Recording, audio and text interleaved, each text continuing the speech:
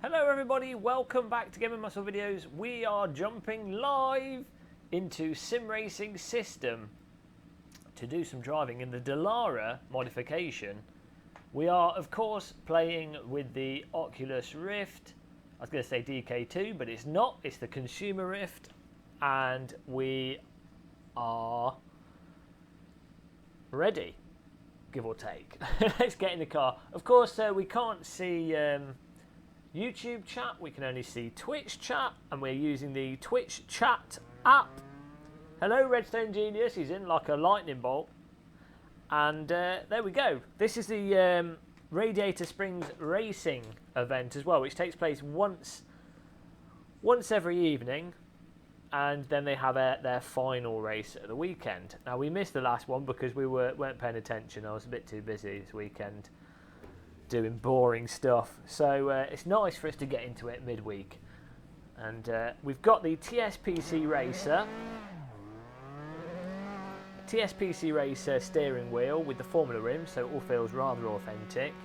And then we've got the Simetik K2 cockpit, which we've bolted PT1 pedals to. It's all rather good. Hopefully the stream audio levels and video quality and everything else is passable. I'm sure you can confirm, Redstone Genius.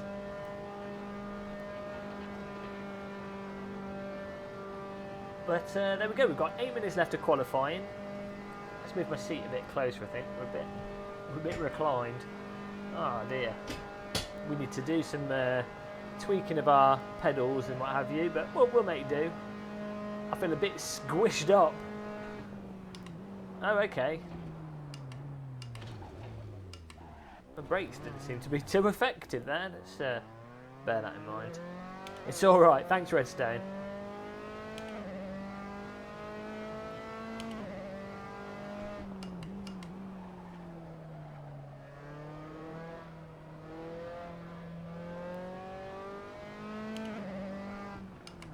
We are running default set at the moment.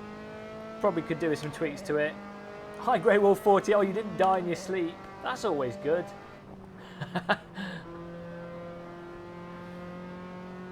Nice to know that you did. It would have been my fault if you did die in your sleep. They'd have gone back to the stream and there'd have been a court case. And I'd have been key suspect. So this is the updated version of the mod. As it is right now, we seem to be struggling for grip. On the fronts especially, we're just understeering everywhere. I'm hoping it's because the tyres are cold and this is just the outlap. But the brakes don't even seem that effective, so I'm not sure what's going on. I might need to give this setup a tweak. It could be that their default setup's a bit weird.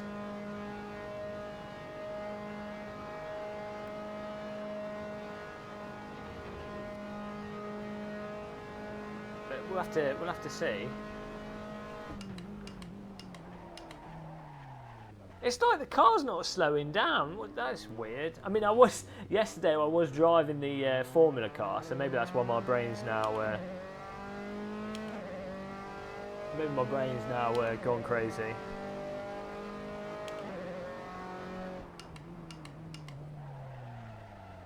just seems like the brake's not very effective. We're locking up there. We're just not slowing down. What is going on there? Let's have a look at our tyres and see what's going on.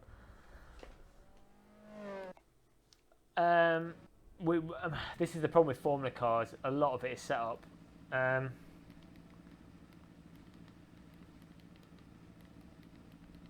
Let's just ask. We've just come to the track. Qualifying started and we're going to ask for some setup tips. Probably should have downloaded a setup. Let's see what we've got. We can't change the tyre compound. We can probably put the tyre pressure up a bit. Aero can probably go down.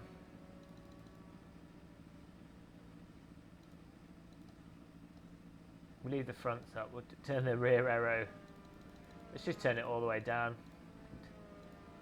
I mean, there's such high-speed corners with this car, it's sort of maxing out. I'm not sure about camber fit. I don't want to change stuff that I don't have a clue what it'll do. Differential power coast and what have you. Don't we have a brake strength option? No. Well, I think we're just going to have to go with that.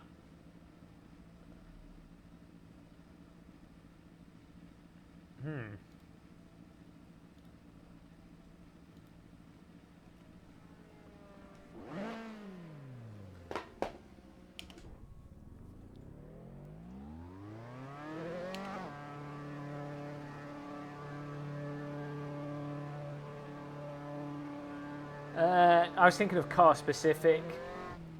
I mean, because I can see on my little dash here that I'm pushing the brake fully. It's just that it wasn't slowing the vehicle down. But I mean, we were locking up, so ideally, if I can get behind another car and know if it's a problem, or if it's just this car, rather than me doing something fundamentally wrong with it. It seems it's glue. I'm going to turn all the downforce off. We don't need any of that. The only risk with reducing the front downforce is that you sometimes just end up with a totally understeery, wish-washy front end, especially on the downhill corners. Oh, okay, the back end's coming out. That's a bit better though. We're actually having to use some skill to control the car. The brakes there, the back end went right out. Oh, that was awesome. Tyres are probably cold as well. You're right, but this is better. It's already, this is a lot better. It's not understeering in the same way. It's a lot looser on the back.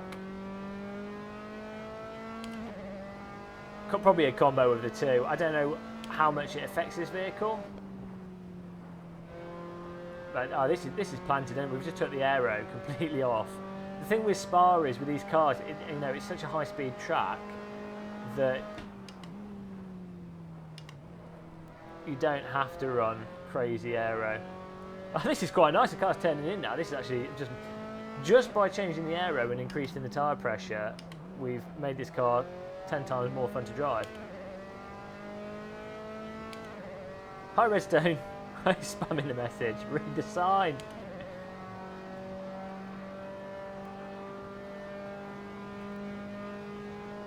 But I'm pretty terrible with this car. I don't think we've got the gear ratio set right. We're not maxing out though in top of 6. I'm a setup genius. Oh, I wasn't paying attention. We're not going to get a qualifying lap now. Okay, we've got to brake a bit sooner. Because although this is a Formula car, it doesn't have the quality of... It's got a weird envelope to it, because you've got cars like the Titus Abarth, which, is really slow for a Formula vehicle, but the Titus still, relative to its speed and everything, it's still quite nippy and turns in and brakes very effectively. But this car, it's like a Formula car that's a little bit sluggish. Pretty much glued through Eau Rouge. Genius guru.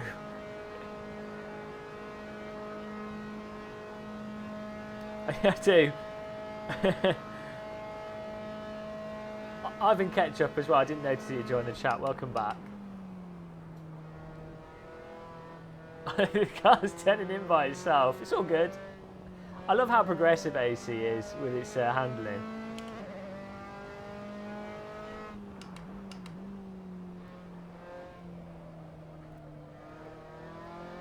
I think with setups, I'm not interested in doing car setups. I mean, I've looked into it. I've forgotten what half the settings do. I'm interested in the, you read about it, what things do and why they do it from a sort of, it's not really a physics standpoint, but you know what I mean? It's interesting, like anything, like reading about steam trains or rockets. It's interesting seeing what does what, but I'm not interested in it in the sense of tweaking it to get slightly faster laps. Whoa, we've turned this into a boat. Got to watch out in the downshift. When it comes to actually driving fast, I'd rather have a good solid baseline setup, work on my racecraft and the approach of the track, get to a reasonable level, and then just get a good setup off someone that I know is competitive, because I don't get any enjoyment from twiddling knobs for hundreds of seconds. I get the enjoyment from changing my racing style and brake points and just getting better from the core driving. This seems good though. If this other guy, if he is there and he didn't seem to be pulling away from us and he had our draft, I think the downforce was the key though. The car's downshifting, I'm going to have to be really careful. Well, and we haven't set a quali lot, so that's, we're going to be in trouble. With the problem with Neanderthal is with iRacing, I think of the simulators, it is probably the most setup orientated. In terms of that being the defining, you have to be an amazing driver, you have to be consistent, you have to have racecraft, obviously. But in terms of when it comes to raw pace, you can probably say it's about most sims anyway, but I think more so in iRacing is setup. It's such a defining thing because I don't think you can really play with the cars on the limit. You can optimise how late you brake and maybe how smooth and gradual they are with the steering in iRacing, but you can't sort of overdrive in a way that's beneficial in iRacing, which means you can't really push in it to your advantage, which I think is what causes it to be more setup orientated. That's my view of it. I'm sure someone would disagree with me. It'd be interesting to have a conversation with them, but that's not just from my driving. I'm not that good at driving. It's based off talking to competitive, very fast drivers that do a lot of iRacing. They seem to, they've said that was the case to me as well. So it'd be interesting to actually talk to someone about it that's fast and thinks otherwise.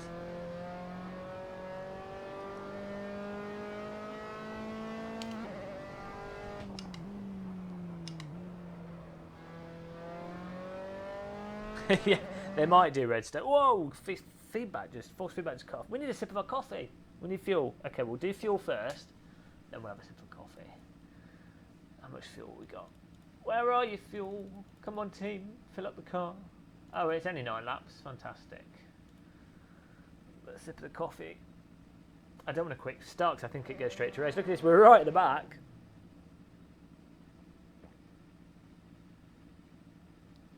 I forgot to put milk in my bloody coffee, and I don't really like black coffee. We're going to be buzzing through this. Oh, I need a sweet as well. Where they gone?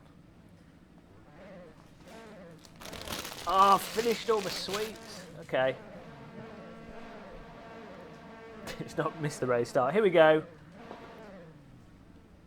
Radiator Springs, Formula 3, first race on Radiator Springs Racing, on Sim Racing System. In the K2 cockpit with the Oculus Rift. Get ready, we're at the back of the grid. We qualified last pretty much because we didn't really qualify. We've turned the aero down, there's no downforce. Who needs downforce? May the force be with you. We're just going to use the Jedi force to see what we can do. Oh, God, the brakes don't work. Oh, someone behind me found out as well, unfortunately. Why would it be me that gets the worst from that? I hope the vehicle's not broken. We were late on the brakes, but I learned from the qualifying that they're not going to be that effective. So I was a bit, I was a bit preemptive of it. Look at the cars going up Eau Rouge. That looks beautiful. So I was preempting the fact that the brakes were going to be a bag of potatoes. Oh my God, cars everywhere. Whoa! Oh, he's driven in the wall. Oh, we survived. Yeah, so I preempted it and avoided it, but then someone just went into the back of me. I couldn't even go left or right. But oh well, we'll see what we can make of it. We're going to try and do the best we can.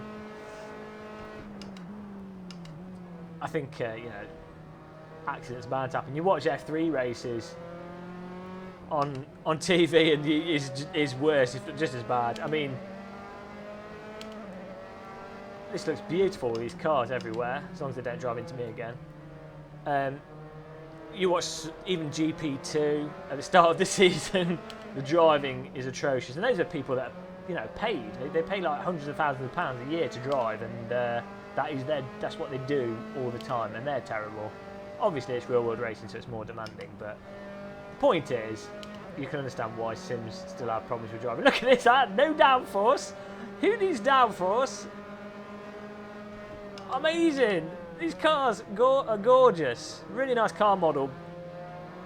Delara F3. Oh, he's gone off to the sandpit.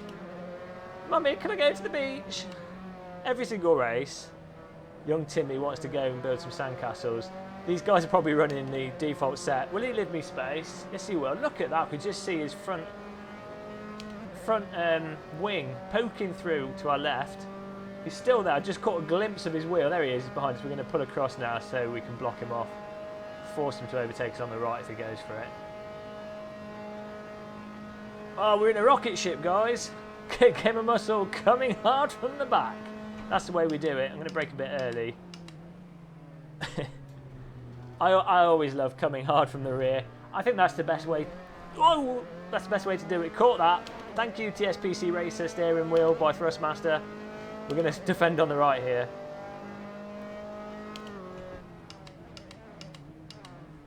If you're going to come hard, you might as well come hard from the rear, of all places.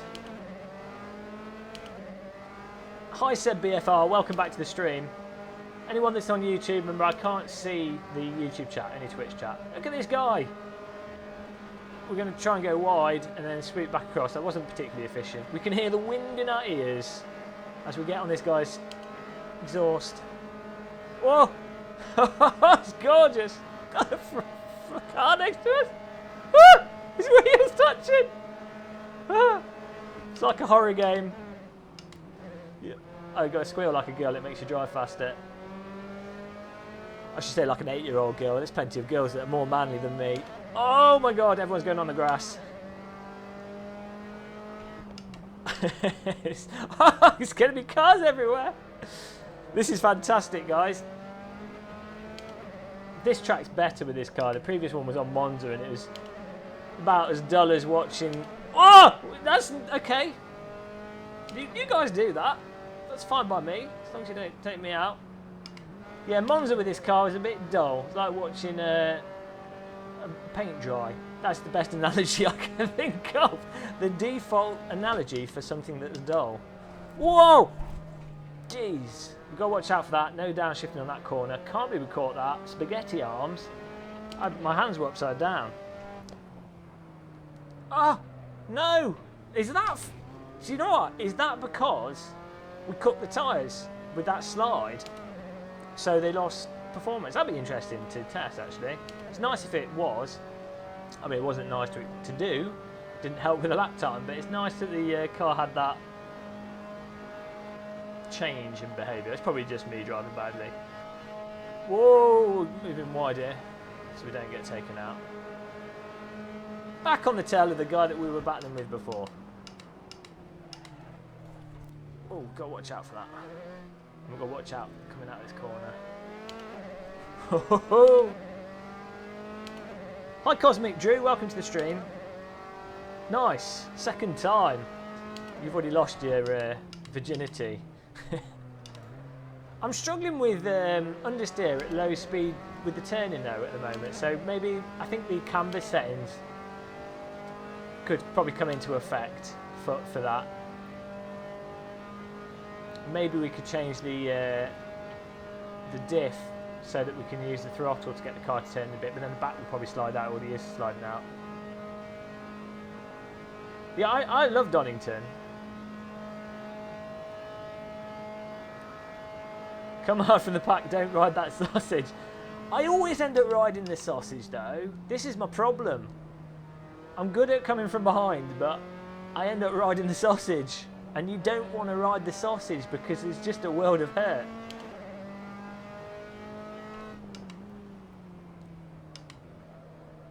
Spa's not too bad for the sausage though. It's oh hello, there goes another guy. I think a lot of people are running low downforce settings. I think I actually might have sprained my right wrist from recovering the vehicle 2 laps ago. Oh my steering wheel. Sports injury, off to the doctor's surgery.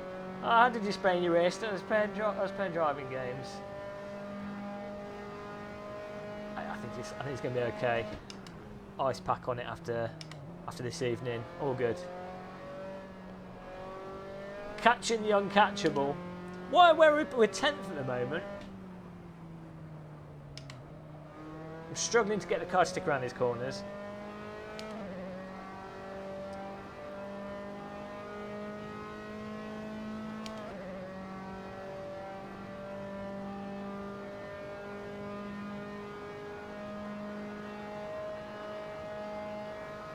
Yeah, you don't want. You can ride the sausage, but you can't hit it. Yeah, so I said Nürburgring GP had some big sausages you want to avoid. This circuit, it's only here that the sausages are that you want to avoid. Donington has a giant sausage. You've seen that sausage in real life as well. And yeah, that would probably, if you were to drive over it, you'd probably smash up the bottom of your car, to be honest. I'm struggling to get this car to slow down. I don't know why the brakes are so ineffective. Hi Paul, 12451. You were like, I'm going to name myself Paul, but it's taken, so I'll just mash my face against the number pad and go with it. Why not?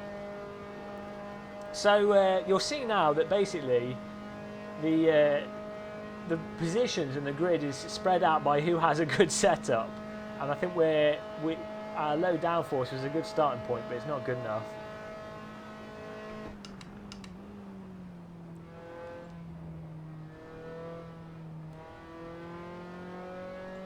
Try and be as smooth as possible around here. We don't want to be sliding around. That's one of the things I like with AC though, is that you know, initially you can drive ragged, be sliding around, and then you sort of learn to calm it down, and that's how you get faster and faster with, you know, without losing control of the car and going into a wall. And I think that's more like how real world cars drive, is that they don't tend to just spit you out into a wall unless you're running a really maniac setup, or it's a sort of you know, there's oil on the road, or some you respond something in a weird way, or there's a raised condition or something. In sort of vanilla clean road driving conditions, cars are very pliable and smooth when they slide out. Most cars, obviously not every car, and I think AC captures that really well. And to me, that makes it really enjoyable to get up to speed. Whereas I think a lot of other sims, it can be quite a chore.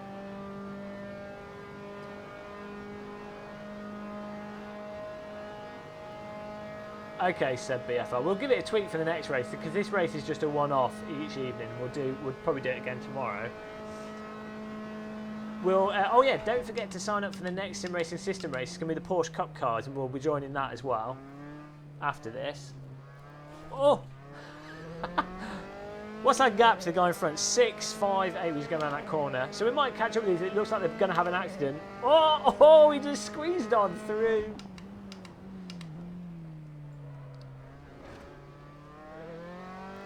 So we'll see if we can catch up with those guys. Hopefully we can, and they're battling away. 4 people. Look at them up through Eau Rouge. Oh, that looks so good from a distance. It's like a roller coaster. Keep your arms inside the cabin. Porsche's next, yeah, I think so, and that'll be really good. We're going to have to take the Formula rim off our sim rig and go back to the round rim. I bought the PlayStation rim, basically the same as the GTE rim. So I still need to sell my T300, but I wanted a spare rim. I'd not. Thrustmaster were going to send us an Alcantara rim to review, but I don't know if they've fallen out with us or something, or don't want to send it because they haven't got back to us since. I'm under the impression that they might have seen a video on a channel and gone, this guy's not a fanboy of Thrustmaster. Maybe they saw the full review I did of this TSPC racer, telling people to wait until it's a bit cheaper. Maybe that was enough to put them off. I don't know. It'd be nice if they do still send it though, because I'm really curious to see what the Alcantara rim's like. We're catching, just working with the slide as we downshift mid-corner. Oh, no, come on, running out of track. We do seem to have pace on these guys, that's nice. So, oh yeah, the other thing I really want to try out is the CSL wheelbase and the Fanatec rims. I've used a BMW rim and a Formula rim, but I'd like to spend more time with them and review them properly at some point as well. So maybe I'll sell this TSPC racer and get one of them and review them. I don't know.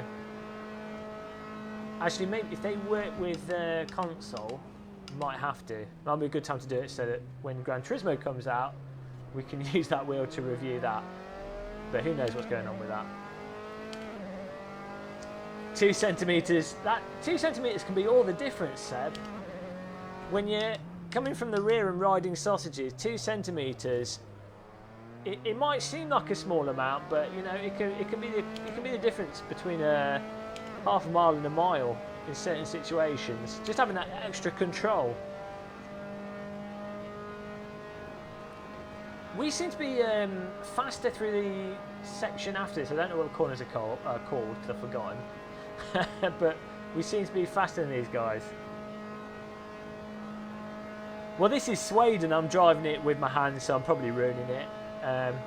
But I don't like wearing gloves in the sim because I like to use my mouse and keyboard and stuff. And I do have gloves that I got for driving, but my hands get too warm. I just need to get some light gloves, really. I never really understood the point of full-on race gloves with any wheel under a AccuForce or an OSW, because they're just not strong enough for you to get friction burns from them. And the gloves are inconvenient. I mean, if real-wheel drivers didn't have to wear them, they wouldn't bother. If there weren't such things as wind chill and debris to smash your fingers off. Okay, we'll go take a wide berth of him, but he just took himself out, so we'll take that place. Can't complain. Whoa, this corner with our setup. It's quite fun, actually, once you know what to expect. But this corner's not working for us. We need to tweak the setup there, because that corner's not happening. Those of you watching this race, you can also watch the external view on Sim Racing System. If you go on Google and type in Sim Racing System, you'll see their live stream of this race. So you can see what's going on from the outside. Oh, cover off the inside here. We've got a car trying to make a move on us. We'll cover on the right now.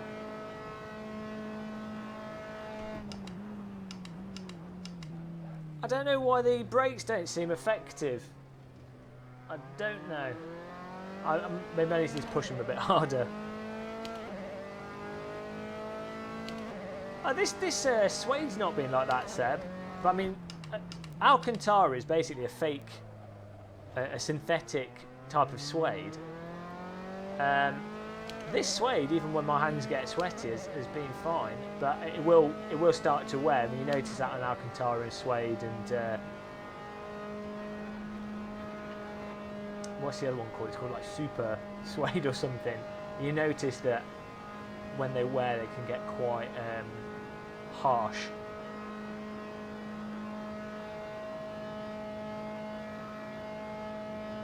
But I think gloves would feel nice as well with it.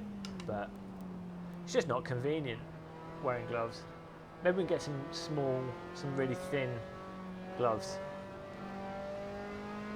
That could be a video there, which are the best sim racing gloves, most practical sim racing gloves.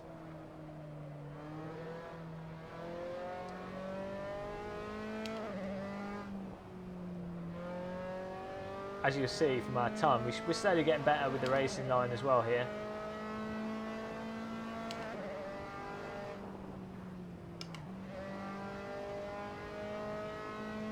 We're down on our lap time though.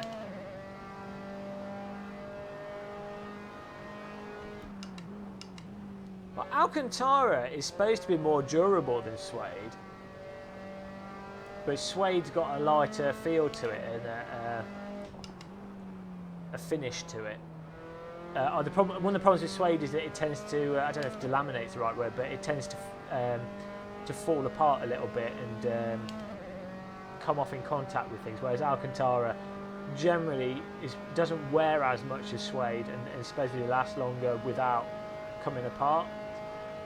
Supposedly, it's when I read into it.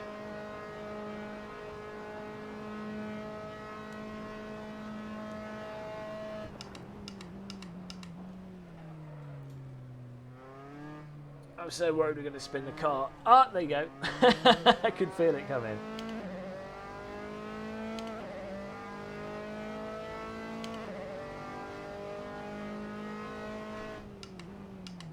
Got a car right behind us. Oh, struggling to get on the power because we just astro-turned ourselves. Where is that vehicle gone? can only assume he's in my blind spot, so we'll leave space. There he is. He was there, just couldn't see him because we don't have 3D mirrors. Whoa, sorry. Came right across in front of him there. He's there to our left. I can hear him, but I can't see him. So we seem to have good downforce settings because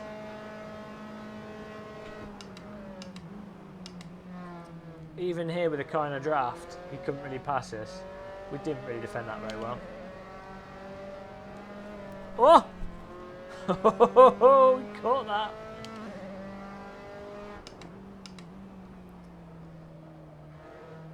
He's a teammate because he's got the same livery on his car.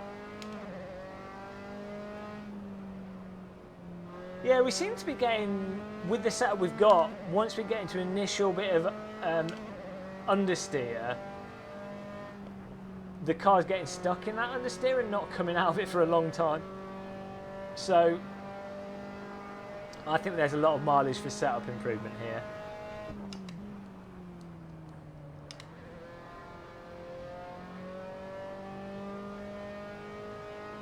But I definitely prefer it to be a bit more slidey, and I definitely prefer the setup to have more understeer to it, not understeer, more oversteer. I find it's a lot more enjoyable to balance a car like that. We're on the final lap here. We're going to finish in 10th place. We started last. We were crashed off at the beginning, so I'll accept it. And this is with the default setup as well, so not default setup, but just the downforce. So there's room for improvement. I think we can do better. But that was our first race in the Radiator Springs Championship on Sim Racing System. Pretty good driving, apart from us getting murdered. So we're going off to the Porsche race, I think. Oh no, we're not on the last lap yet. We've got one more lap to go. I'd retired then. I took my hands off the steering wheel. One more lap to go. I'm glad that I'm paying attention. It's funny when you watch in the anti-time. We're not finished yet. It's funny when you watch Formula 1 and the commentary things are finished when they haven't. That's my excuse. We're just like the pros. Like the pros, but with a VR headset on. Well, let's see how this goes. There's room for us to crash, and we've got the next car's 5 seconds behind us. Heister Garcia, Pablo Galvin in front of us, and Matt Tanner.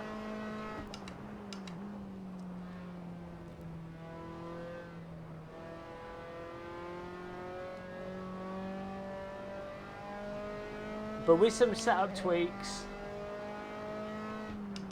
I think we can be racing with the boys at the front, or close-ish. They'll be good with these cars because there'll be guys from Sim Racing Portugal and the Radiator Springs guys. I've been driving this type of car since Netcar Pro. It's their bread and butter. Whoa. Can we get a PB lap before we finish? That'd be nice.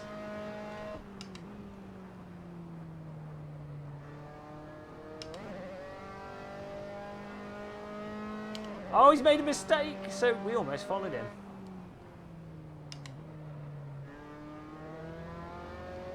So you see there the understeer gets stuck in.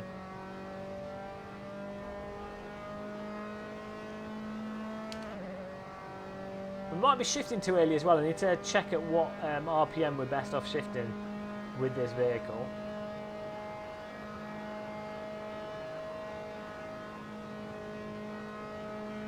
Just the engine screaming. One more gear, please. Oh, it's a sausage. We rode that sausage there. Brasserie, let's get a drink. 10th place, started last, not too bad. Off to the Porsche Cup car event we go. How are we doing for frames? 152 drop frames, 0.2%. Oh well, that's not too bad, I guess. You guys doing all right with this stream?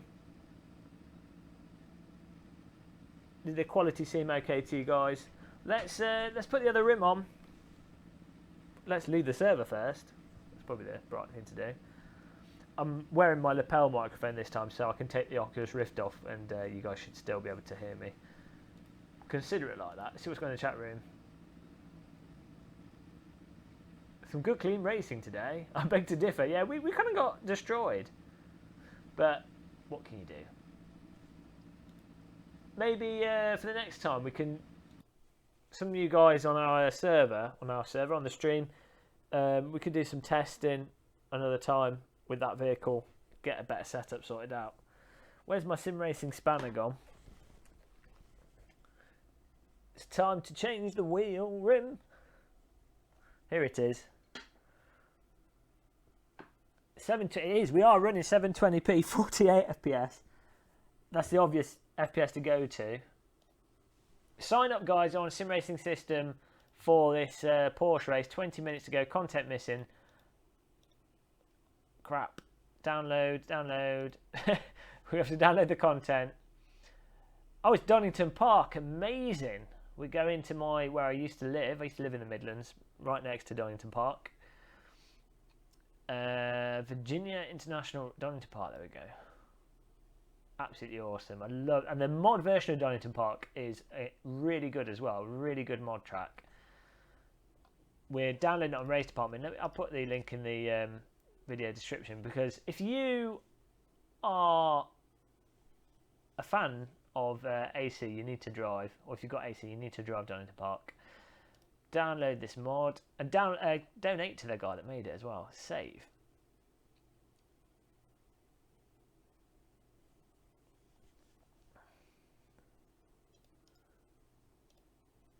How's everyone doing though? I hope everyone's okay. Mr. Fox didn't die in his sleep, which is always a bonus. Everyone else seems alive, as far as I can tell, which again is a bonus. Why are we using Explorer to download? Oh, what is wrong with me? Window capture. You guys can see what we're doing. Open folder. Oh, what's really awesome is last night, yesterday we did a video about X-Plane 11 and how good it is in VR. And last night the developers of X-Plane sent us a key for the full game. We were using the demo of the video. They're like, oh, yeah, it's a key for the full game. So that's really cool. So I might do some X-Plane tonight as well, just to get back into flight sims after a couple of years break from them.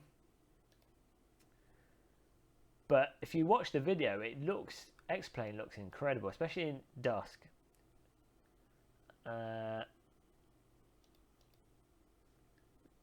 Just getting this track installed as quick as possible. Games, Steam apps, Common, Assetto Corsa, Content, Tracks.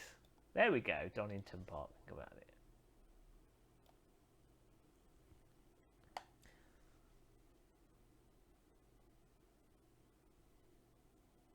You should explain it over circuit. Oh, that's a good idea. That's a good idea. Yeah, well, one thing I was doing was download it. Free 10,000 practice account trading. These are always terrible. It's always like Forex, isn't it? What's a CFD? Currency. It's normally Forex, where you're trading currencies, but it's game. It's not even the real thing. It's just gaming it, and it's terrible. A terrible way to try and make money of trading, day trading. Even if you're good at it, it'll give you a breakdown.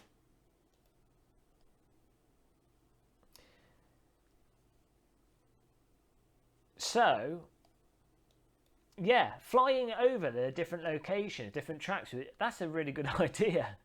I've got this, there's this program for Flight Simulator 11, I'm going crazy here, for X-Plane 11, that lets you take Google Map photo imagery and put it into the sim. Unfortunately, it takes like 3 hours per 10 square miles to compile on your computer. So I was trying to get that working. I didn't get it working today. Spent like 3 hours a day trying to get it working. But if we can get that working, then we'll have the, it'll be like flying over Google Maps basically. It'll be really nice physics.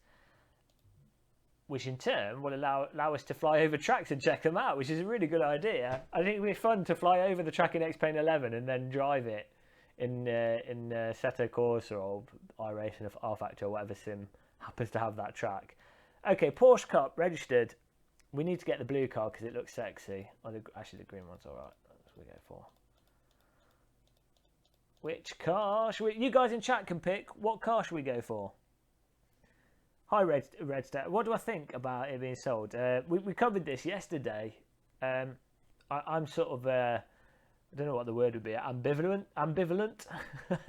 I think it can be both good and bad, and I'm happy for Stefano, Marco, and the other Kunos guys. I'm sure all of them probably got a little bit of payback from it. So I'm happy for them to actually have been able to make money after they've spent so long working on driving simulators. That's really good. They'll be able to buy guitars and fancy boats. What colour are we going for? Blue and black rims.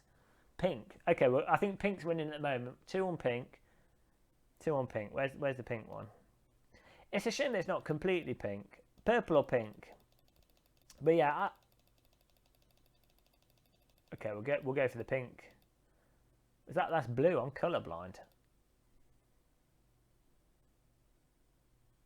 We're going for pink. On my screen, that looks pink, but it's actually blue. Ah, there it is. We got it. Pink it is. I quite like the colour pink.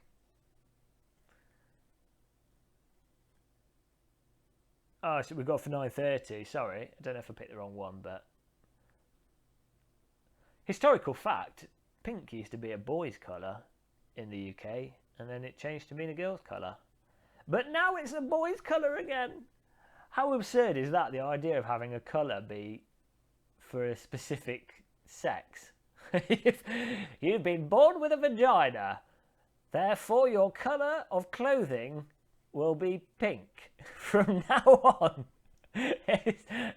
You have been born with a penis. Your colour of clothing will mostly be blue for the rest of your life. Culture.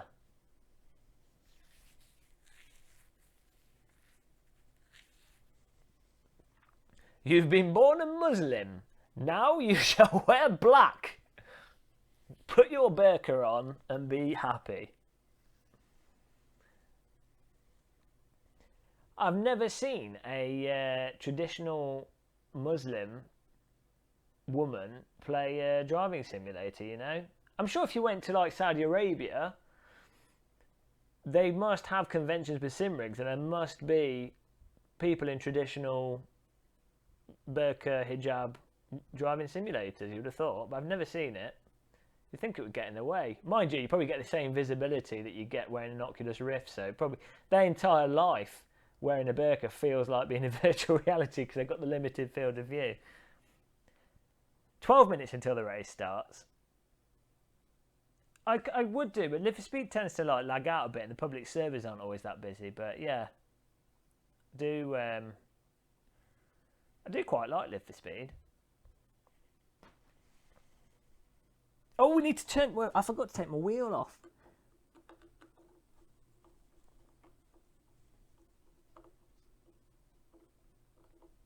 "12 minutes.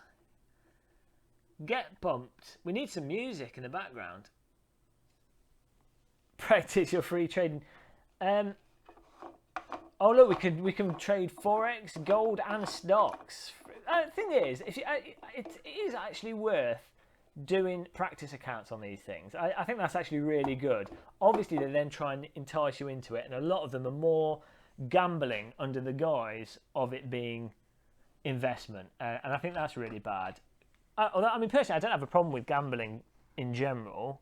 I just think I don't like disingenuous stuff, and I think they try and get people in on more gambling type of the more gambling side of it. But if you do it with a practice account and you know you're not going to actually spend your own money on it, it's a really good way to learn the basics and the terminology and stuff used. I mean, I've done a couple of them. There was one on my phone But it was absolute garbage. You no way would you be able to make money on it, because you could work out how it was designed, in that it was pure gambling. You probably lose faster than if you're playing roulette.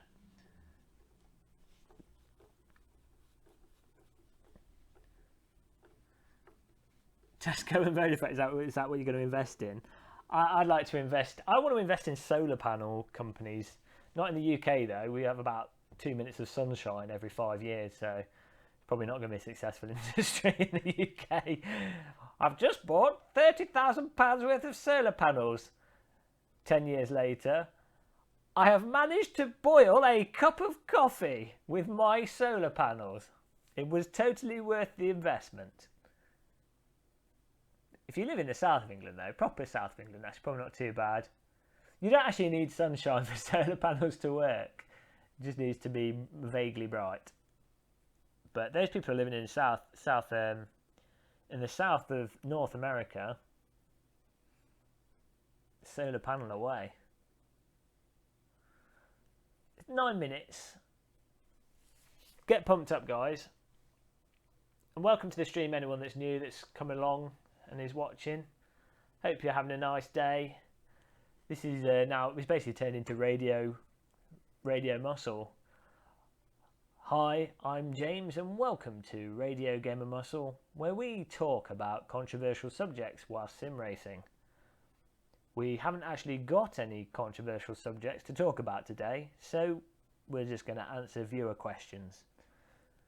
Redstone Genius would like to ask the question: I was born with a really inadequate penis, and I was wondering if you have any tips, Gamer Muscle, for how I could improve my performance with the opposite sex. Well, Redstone Genius, it's a common problem, but you know, it's not about size, it's about what you do with it. And you know, women are not concerned with size, they're just concerned with romance and attention. So don't worry, Redstone Genius, it's okay, it's not a problem. I love ketchup. Do you have issues with the Rift disconnecting?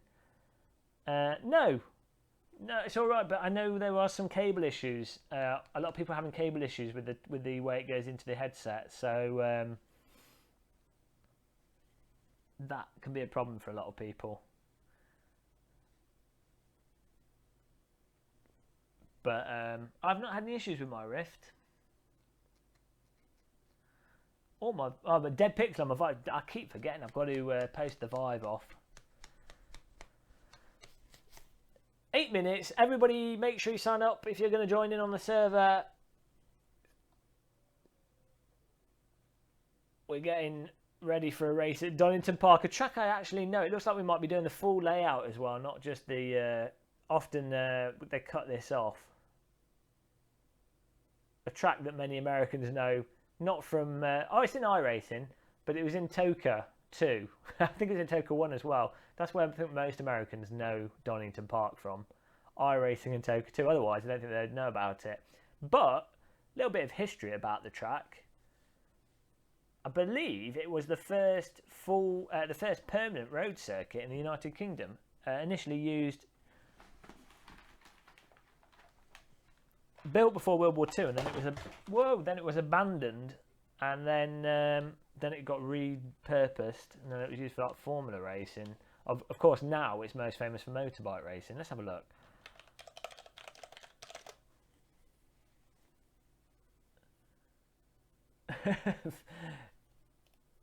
I feel sorry for people with absolutely ginormous penises. I mean, there's going to be like a cut-off point before it's going to just be a hindrance. You know, it's a blessing. It's a blessing and a curse. Donington Park is a motorsport circuit located near Castle Donington in Leicestershire, where Gamer Muscle learnt how to sim race playing Toka 1 on his Pentium on his 486. Well, it wasn't actually. It was like a 500 megahertz AMD with a Voodoo 2. The circuit business is now owned by Motorsport Vision. This actually happened 2 months ago. The track was bought by the same people that own Alton Park and a couple of other circuits as well, I think. Became the favourite home of the British round of the MotoGP.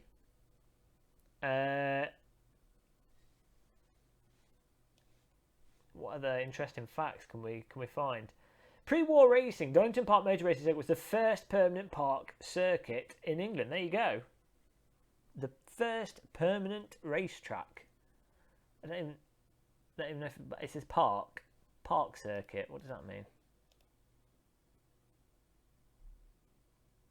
Okay, it was literally a park.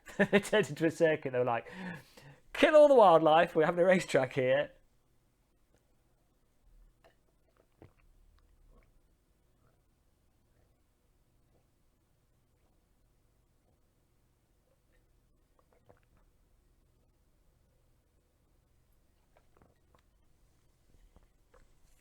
But yeah, I've seen a couple of races. I mean, I've been round it in a car as a passenger, and I've seen quite a few races and a couple of air shows there. I used to live right next to it. I really like it as far as tracks go. It's nice and simple. Just a basic, does the job racetrack.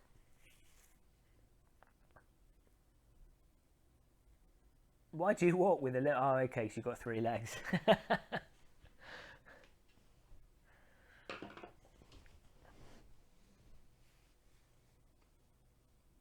I need some. I've eaten all my flying saucers.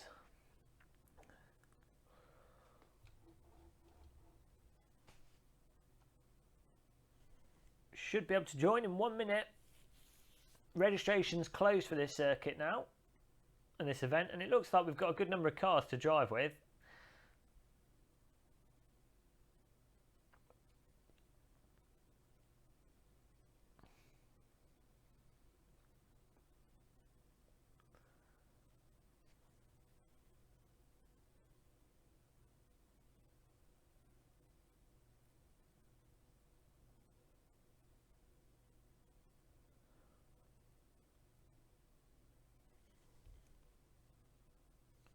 I keep getting advertised to by this UK largest RC toy shop, and I don't know why. It's just, I guess they pick up driving simulators and assume that I like remote control cars.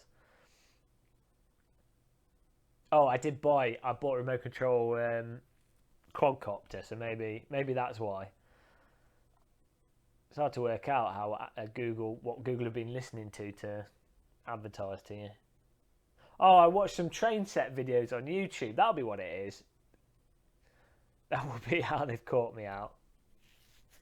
Here we go. Get ready for the track, guys. I'm excited. Porsche is normally really good. It's normally really good fun. So, Porsche 911 GT3 Cup 2017.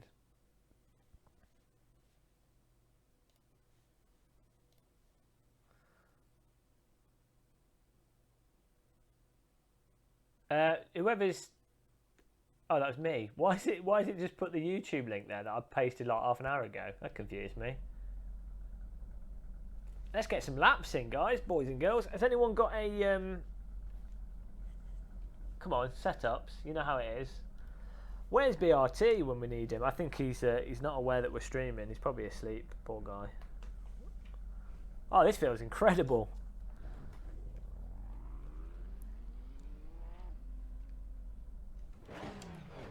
Off we go. This looks amazing. They've added more details to it. Look, it's animated garage people. It's like a Devo. Got 20p, mate. What are these about? All right, mate. All right. How you doing? You look like you've suffered somewhat severe facial burns, so I'll leave you to it. Poor guy. They've got these divots on the pit boxes, which is exactly like they do in real life. There's doors at the back of the garages in real life though. They've not included them. I guess like a parking lot on the left hand side. Hi Grey Wolf, welcome back. Cleaning windows on your Mini Cooper. Do you know what? This looks exactly like the real circuit. Absolutely crazy. Oh look, they've put the power plant in the distance. Nothing like a beautiful power plant. They've really increased the fidelity of this from the last time I drove it. This is really good. Really good. Although the bridge wasn't there last time I went in real life to circuit last year, but other than that, what a fantastic job. Thanks for following.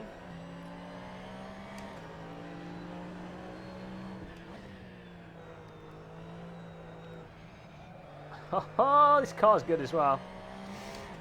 Fantastic combo. Fantastisch. Yeah, they're playing from East Midlands Airport. I need to put the VR cover. What? I need to put the VR cover on my headset so that I don't get his bloody hair poking me in the nostril. It's one thing with the Rift that I find annoying is the foam on it is not exactly perfect. Mind you, the foam on the Vive is terrible as well. So I guess they're both companies copying each other to make the worst foam.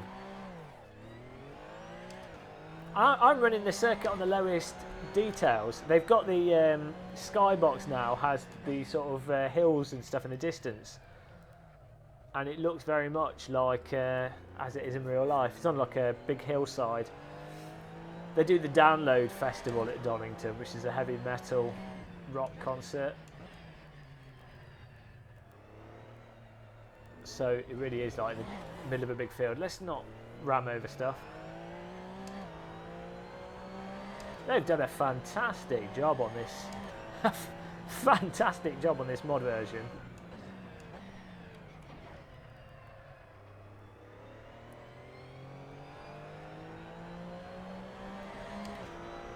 Who does a guy in chat work on this? Did you work on this, Seb? Or did someone else work on it?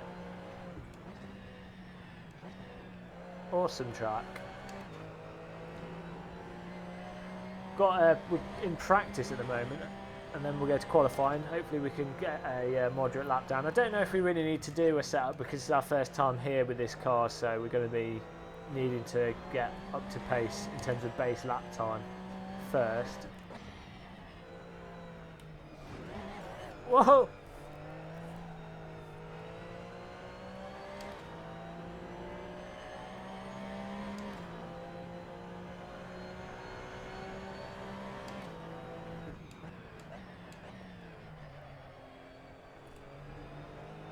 Have Kudos done an update with the brakes or something?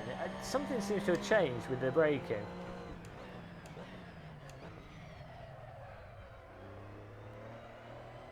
Maybe my brake sensitivity has gone down or something.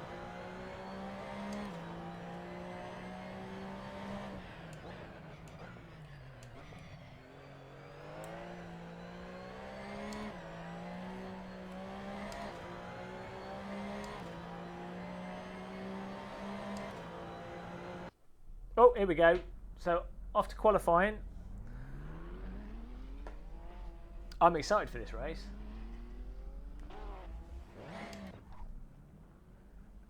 Oh no, don't want to drive through another vehicle. Look at this. Packed with Porsches.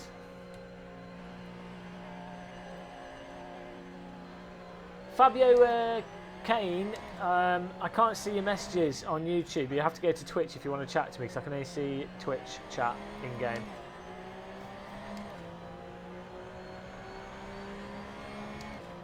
Oh, shortcut. Just checking that the stream was actually... Tyres are cold. This is one way to get your tyres into shape. Just like to make sure that the grass is there. We just dug a hole in the surroundings of the circuit. It's okay. If you're watching and you're just quietly sat there, feel free to join in the chat room and jump in and harass us. The zebra car.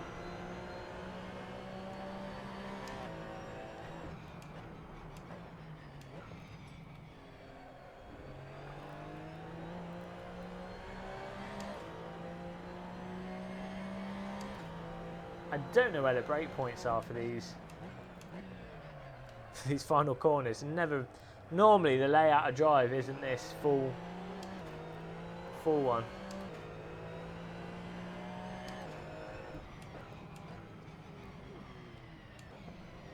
Ah!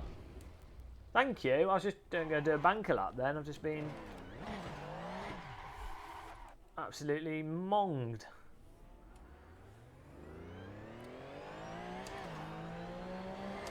Which app have you been trying to download? Hi, Mad Hacks.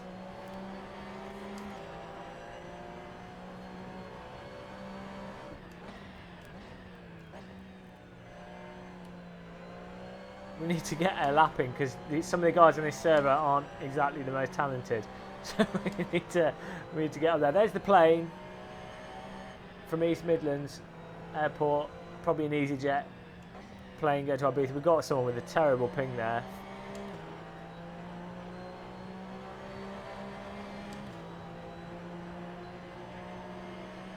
Oh, what are you slowing down for? Oh dear.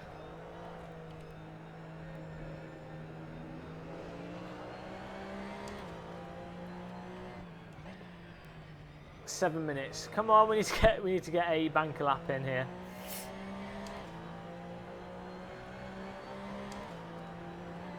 You should be able to just get into sim racing system. Jet fighters on the way. You don't get military planes taken off from East Midlands unless there's an air show. It's a pretty small airport. I'm not sure in the Midlands where the nearest actual military airport is. There's a lot of World War II airports all over the UK, but they're just used for people that do skydiving or they're just abandoned.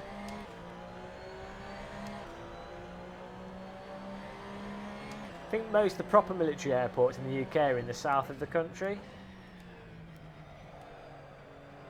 Oh, the wheel's starting to come together now. That's really nice how the force feedback has changed. Starts loading up. Feels fantastic. I love the force feedback in Assetto Corsa. Oh, here we go. The car's actually working now. It was always nippy. Are you making sure you're using a real name? Because that might be why you're having trouble.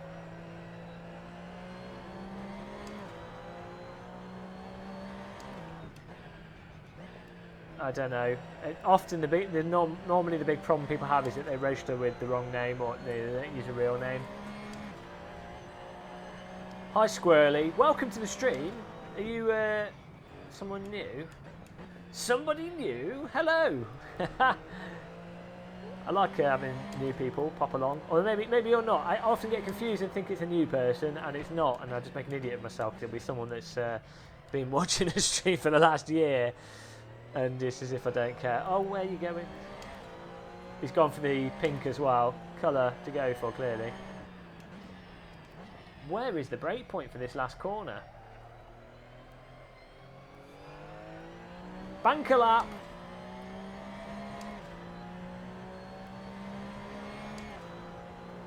Yeah, I think you need to use a real name. And then it changes your name in game to your real name when you go onto a sim racing system race. Because my Steam account is like Game of Muscle, so, and when I play Assetto Corsa single player, it's Game of Muscle. Oh, this feels really good, guys. This track is amazing. The mod work on it. They've got the really nice subtle undulations that give the track its character, because you tend to find in some games Donington can be a bit flat, and actually it's the subtleties of the circuit that give it its challenge, even though it's quite a small track and quite a basic layout.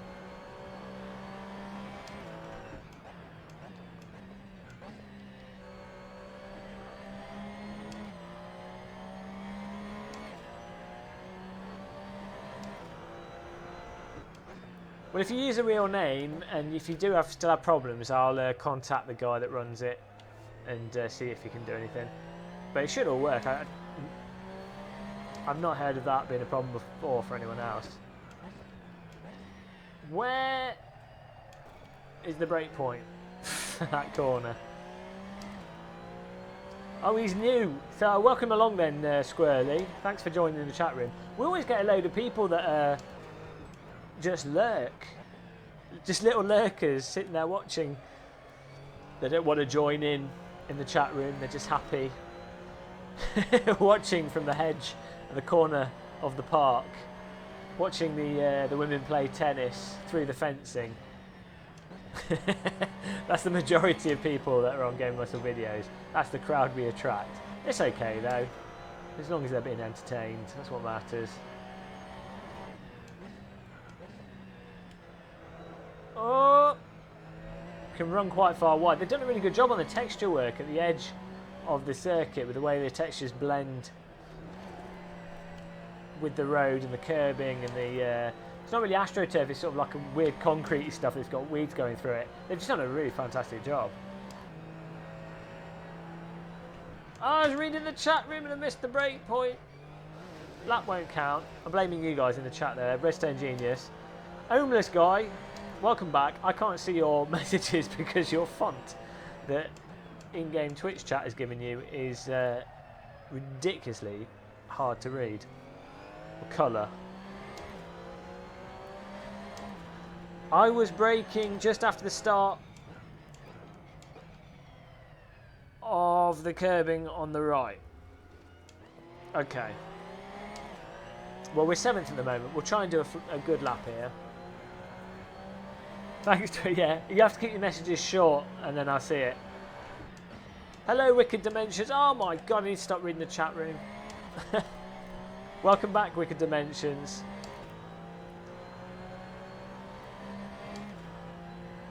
One last lap, yeah, that's pretty much it. I keep reading the chat room now, tyres are balked. So fun how you have to, because of the way the track's cambered and curved and the way this car floats around, you really have to work with it. Oh, the plane's coming at us! Ladies and gentlemen, if you look out of the right-hand window, you will see a rare sight of a Gamer Muscle driving around the Donington GP race circuit. If you look closely, you might witness him upside down in the gravel. His favourite position to place the car. It's the same plane that keeps taking off and landing.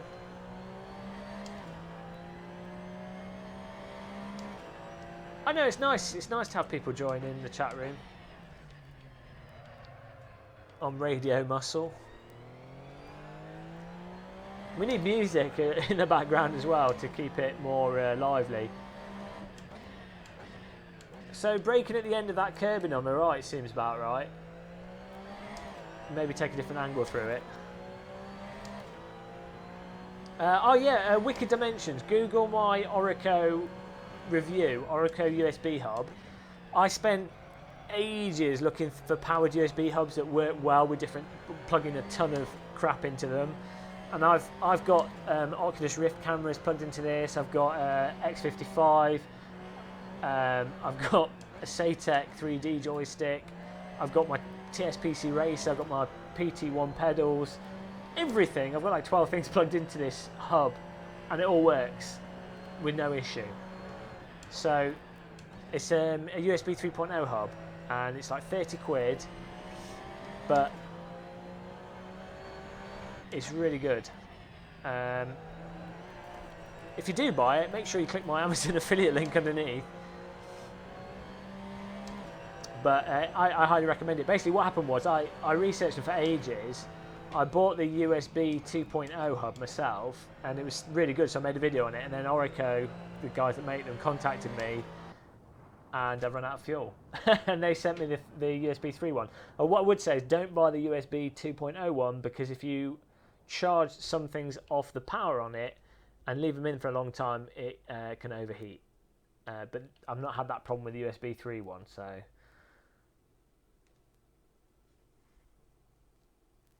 China PogChamp. Okay, fair enough.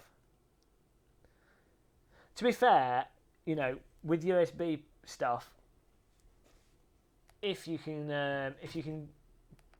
you know, if it works, if you know it's one that works, you might as well just get it off a Chinese website because they'll, you know, that's where it's going to be made.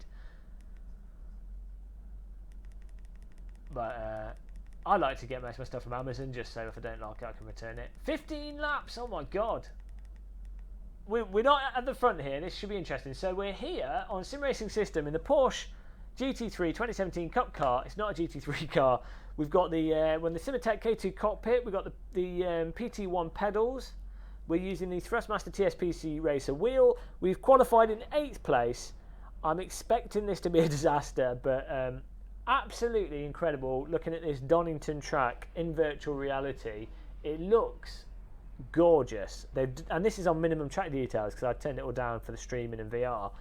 It's a bloody fantastic track model. They've kept working on it since I last tried it, and having been at this track in real life, as I say, spot on. But here we go, lights, camera, and action. Oh, we got a good start. We'll take that. It's like a boy band overtake. Oh god. Fortunately, the brakes and tyres worked for me there. I left my braking a little bit late, hence the oh god.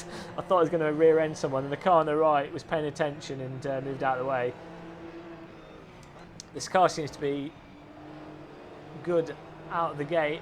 So we've moved up. We're now in, well, we're in 1, 2, 3, 4, 5. We're in 6th place. Got to count the cars in front. So I don't know if the actual race Delta thing is updated. Oh, he's gone wide. That's another place. So we're now in 5th place. Oh, it does update. The real time is indeed real time. So we're right on the tail of Antoine Jacob. And look at this. Get on the power through this top section of the track.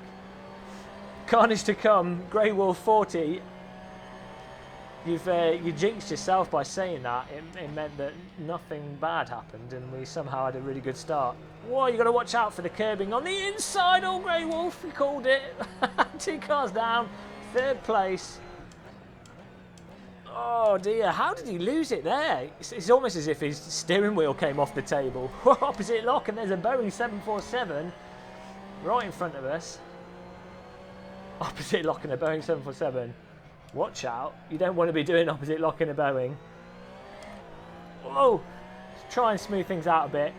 We're probably not the fastest. We literally have just jumped on and done 4 laps, so I'm not expecting to hold on to this place through lap pace. We're going to have to hold on to it through Great Wall of China-ing the Mongol horde behind us.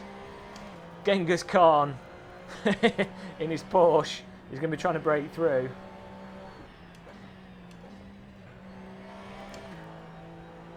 Kebabs.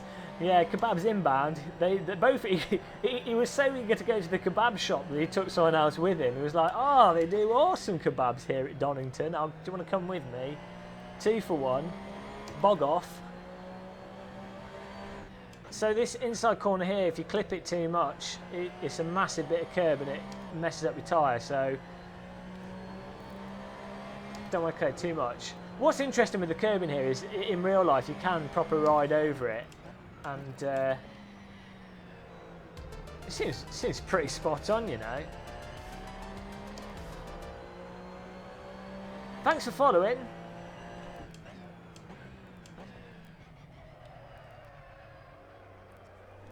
Oh, one more speed. Look at the hedges to the left.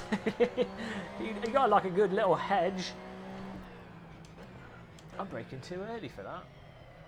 Don't hit me. I can hear cars to my left.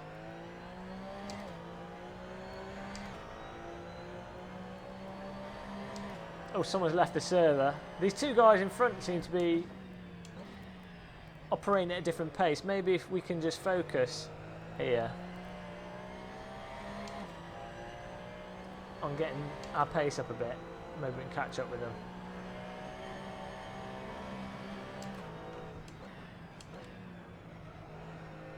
I love the balance of this vehicle. That's not good. Let's just try and work on our lap time. But the way this car slides is so satisfying, how you can work with those slides. I always say it, but it's a very, very satisfying car, combined with Assetto Corsa's force feedback. Plex, welcome back.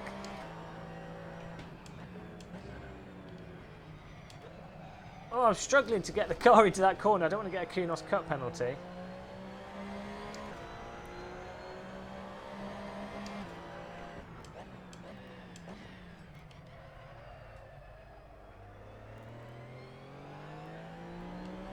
This is the Porsche 911 2017 Cup car. Oh no, we have to brake sooner. we got cars behind us.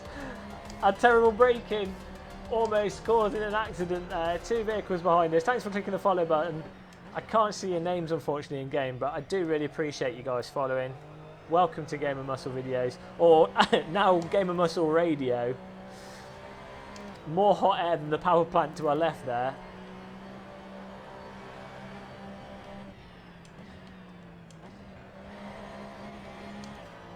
Oh!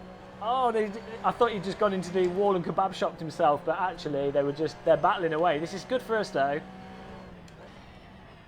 The more they fight, the easier it is for us to catch up with them. So it's Irvin Sanchez and Mr. Showbar, who we've raced before actually, and they're normally at the front, so nice to see the same people. That's the nice thing with sim racing system, is you do tend to get familiar people, and same thing happens in our race. Oh, they're battling away. There's going to be a battle in the braking there. We'll brake a little bit earlier. We need to carry the speed through it. Line the car up. Okay, it's a 3rd gear corner. If we line it up right, we'll get the time. You see, we would have got half a second from doing that slightly better.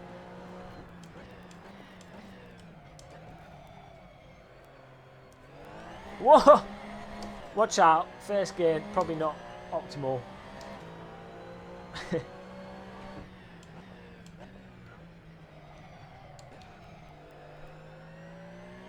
That's something we could probably do with tweaking with this setup, is the gear ratios. Just to get on the sim racing system, we could mention, I find it much more enjoyable than iRacing, because I much prefer the handling in Assetto Corsa, especially the force feedback, and you don't have to pay as much at all. iRacing, you have to pay quite a lot of money. I mean, you can get really good racing on iRacing, but at its core, I don't find iRacing enjoyable to drive, so I think you get, you know, given that on iRacing you probably only go do like, what, 3 or 4 races a week on average, you might as well just use sim racing system.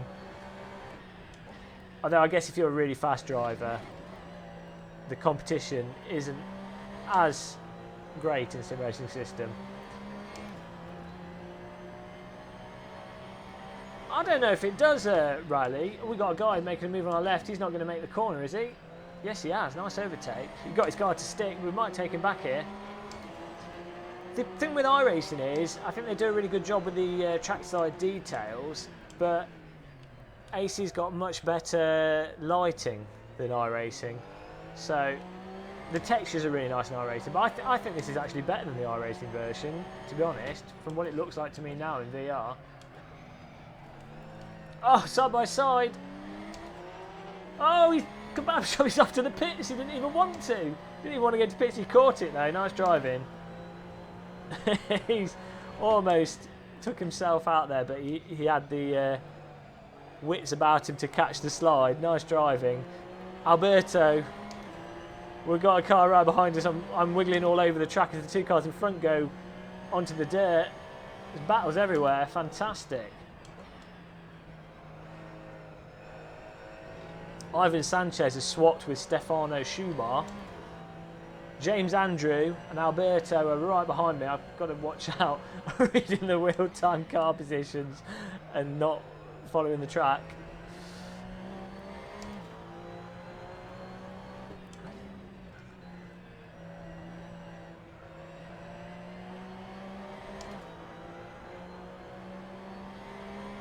Two for one kebab offer. It seems to be where people are going for the kebab special. Okay, I'm braking too early for this. Oh, don't hit me. I'm braking too early, so I need to brake later so we don't get overtaken on the inside. Yeah, this is a mod track relay 001. Absolutely fantastic. Probably in the top 10 mod tracks for AC in terms of quality. And I'm not running on this on the highest graphics setting because I've got things turned down a touch for VR and streaming. There we go. We're 2 seconds down.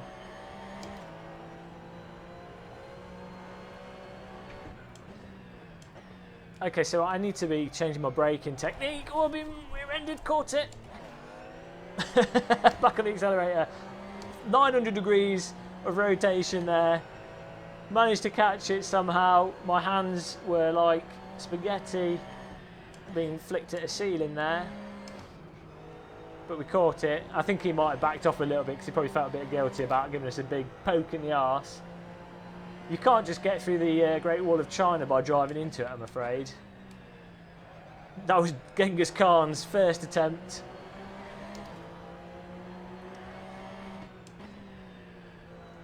Oh no, I'm driving so slow. He's right next to us, I can hear him, but I can't see him as another guy goes off the road. Look at him, just see his bonnet.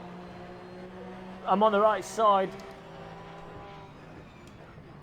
He can't really overtake on the right if I'm on the left.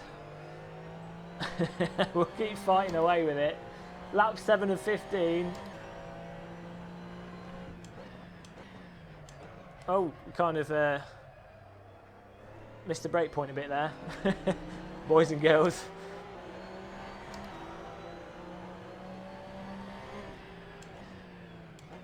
Oh, struggling for grip there because I missed the brake point. Yeah, the DLC, it's worth getting the DLC as the group bundle, and I'm sure they'll do a sale on it soon as well. To be honest, I normally I don't like DLC, but I found with AC, there's always been at least 1 or 2 cars that I've easily spent over 3-4 hours in with each DLC, which justifies the £5 or so that each one costs. My gear changes is all over the place. This poor guy behind me. Whoa, bouncy castle time.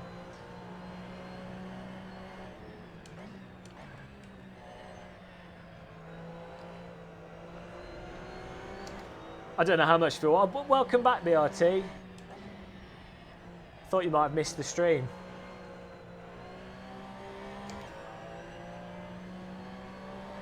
You don't like F1?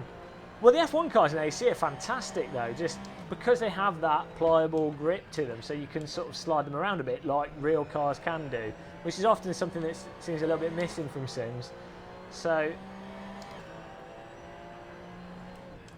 I think the Ferrari is actually really nice as well. Just pick them up in the sale, so you can join servers that have them running.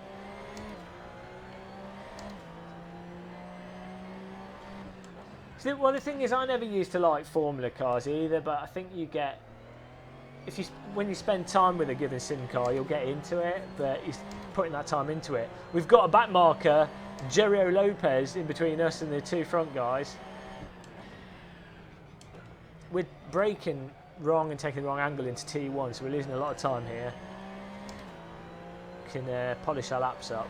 But I'm loving this circuit, just the undulations and the way the car is moving around it. Absolutely fantastic. And very similar to how real-world cars move around this circuit. If you've ever been in one here or watched cars on this track, the way they are sort of fighting for grip around these corners, even in slightly damp conditions, is spot on. Am I tight on fuel? Oh well. I thought I put enough fuel in here. See, I've got 33 litres, I think.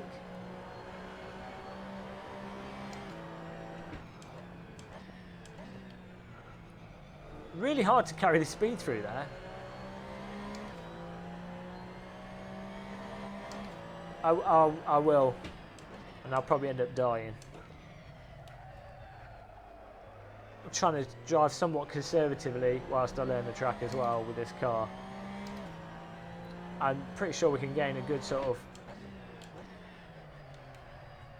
second just by doing the corners a bit better.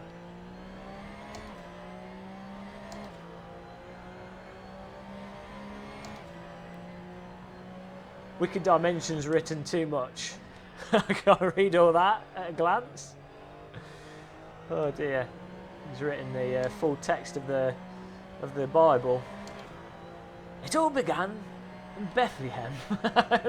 Oh, thank you, Wicked Dimensions. Thank you for the religious text whilst we sim race.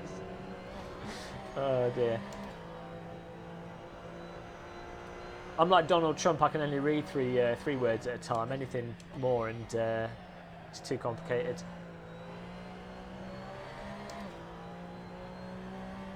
Oh, I'll let you off then. Oh, well, we're pulling away from the car behind us.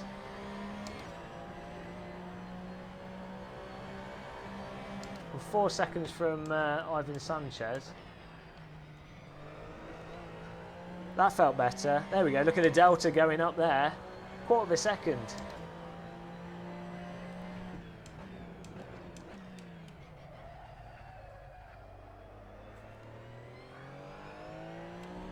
The engine note on this vehicle is quite good as well. It's nothing to sort of write home about, but it sounds quite nice. It's just pleasant, in tune. New PB, I think. Thank you. 1 minute 31, probably half an hour off the actual pace, but we'll take it. I'm going all over the place, like drunk driving. Apologies. As I say, don't try and learn how to drive by watching my stream, unless you want to drive slowly. Tyres have warmed up. I'm getting a nice grip, not moving around the track as much as before.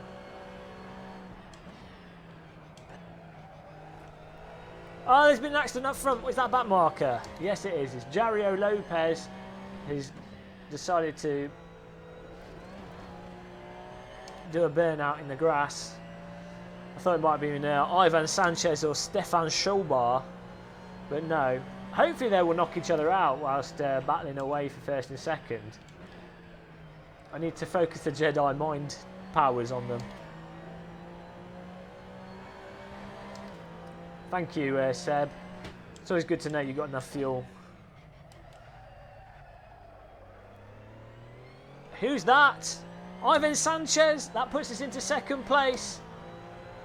He's spun it. They must have had a side-by-side fight. Did Stefan Schobar losing any time? It doesn't look like it. That's lap 12 of 15.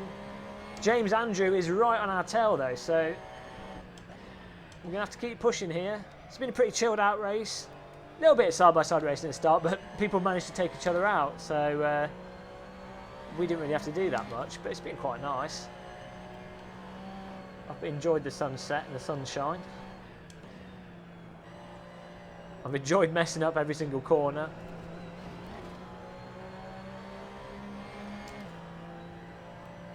It's hammer time.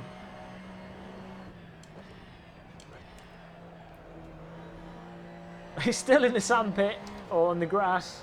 His car's burst into flames. Whoa! Okay, we need to stop cutting that.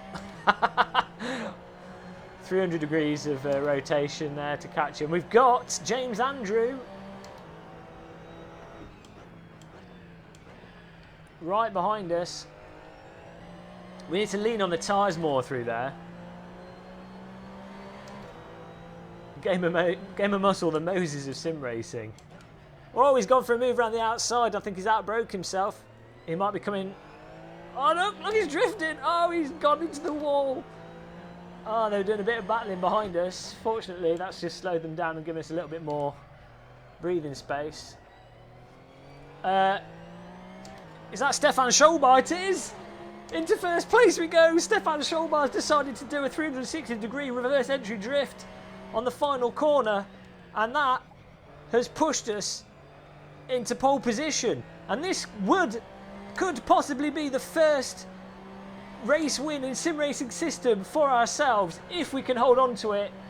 With the last couple of laps to go, we've got 3 drivers behind us that are faster than us, qualified faster than us, and have been driving faster than us, but unfortunately either kebab shot themselves into the wall or just took themselves out through accidents.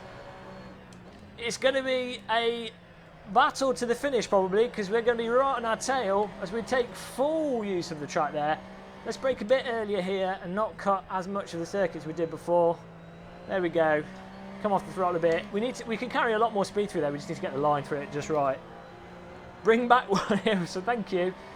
We'll see how it goes. Oh, he's right behind us. I can see him in the left mirror. I can see him in the central mirror. There's 4 cars behind us. If we make one mistake, it's going to be North Korea Death Squad, and we're going to lose not just 1 place, but probably 4. 2 laps to go.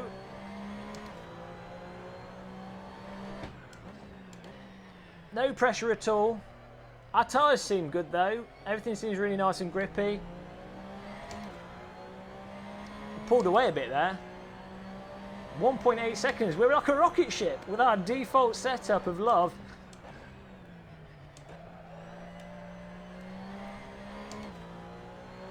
Let's try and work on our PB time as well. Try and build a gap in case we do make a mistake. Riding over the bump down the hill. There you go. If you ease it in, you don't really slide around much there, and you gain in time for that, just being smooth. And when the tyres are warm and you've worked with the car, it doesn't really seem a struggle. But if you push it in too much, the car starts sliding around all over the place. Look at that, half a second up.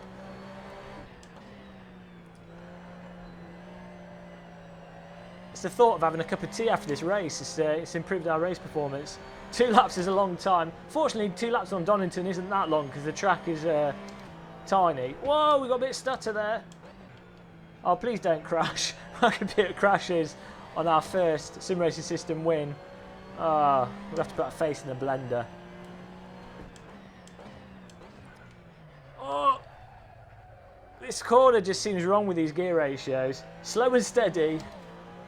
No, BRT, there's no such thing as slow and steady. All in, all the time. Thing is, if you change how you drive and you don't keep going for your PB, you're more likely to make a mistake. I think it's better to just get into a rhythm. Clean and safe, PB pending. Oh, PB, 1 minute 30, thank you. It's the fuel polluting the countryside here. Killing off everyone at East Midlands Airport. To be honest, actually, the airport is probably doing more pollution than a Porsche Cup race. We're on the last lap here, didn't even notice, and we've got a 1.7 second gap between us and the car behind us, and about 6 corners left before we get to have the virtual champagne following on from our first ever Sim Racing System victory. But is it a premature celebration? Because there's always room to make an error. There's always room to kebab shop yourself. All it takes is one missed brake point, bit too much curb, a lapse in concentration, and too much spaghetti arms, and you've lost. Slowly does it round here, on the throttle gently, admire the hedge to the left, beautiful hedge. It's all about the hedge at Donington. Final corner, braking nice and early. Don't really care about the PB. Oh, we can wave at the pit crew. The crowd don't care at all because they're actually virtual. There we go. Congratulations. First win at Sim Racing System. Thanks everybody in chat. Hi Nexus Evo. I can't see your message unless you're on Twitch because we can only see Twitch chat in game. But that was Donington GP. I'm moderately excited with that victory. I'm not sure if I'm more excited by the victory or the fact that I can now make a cup of tea, but that was cool. Congrats, Game Muscle. Thank you everyone in chat in the game. They They can't hear me, so I don't know why I'm talking to them. But there you go. Lap times. 1 minute 30. Ah, so from second place, I think we just need to tweak the setup a tiny bit, but we're not that far off. I think literally 1 minute 30 flat will probably be pace for this track. Now we've just teleported ourselves to the wrong car. So hi 76200 Bark. I can only see Twitch chat. So if you guys on YouTube, if you please go over to Twitch, then I can see it. You don't even need the video one on Twitch. You can just go to just use the chat room with the video paused and still watch on YouTube if you want. Let's go back to the menu and we'll sign up for the next race. But that was awesome. Donington, we need control number pad 2 to go back to our car. There we go.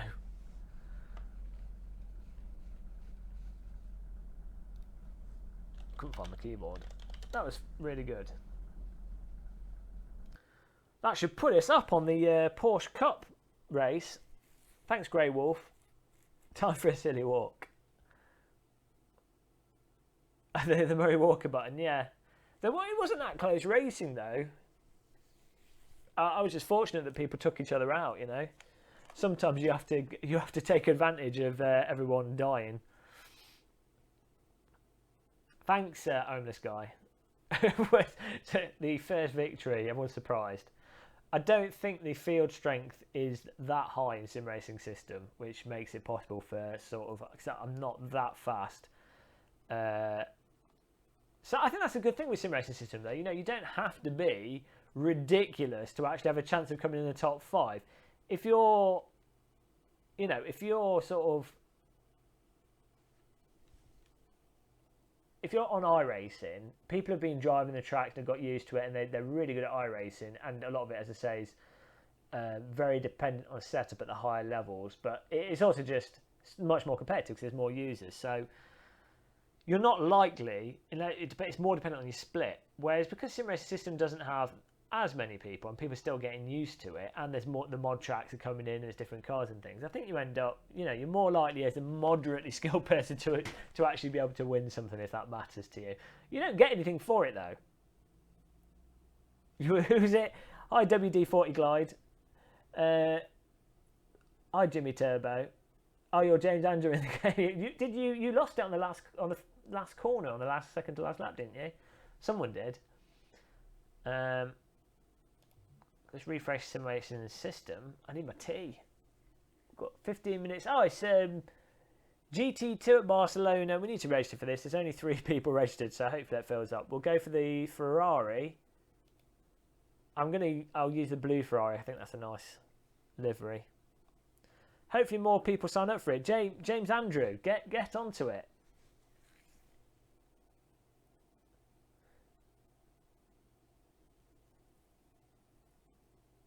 Just followed. Thank you. Need to finish the race to win it. That's overrated. 17 minutes. That's enough time for me to go and grab a cup of coffee and pop to the bathroom. So I'll be right back, guys. Let me put window on so you guys can see the count now. I will be right back, and we will resume Game of Muscle Radio in a minute. So, catch you guys in a bit.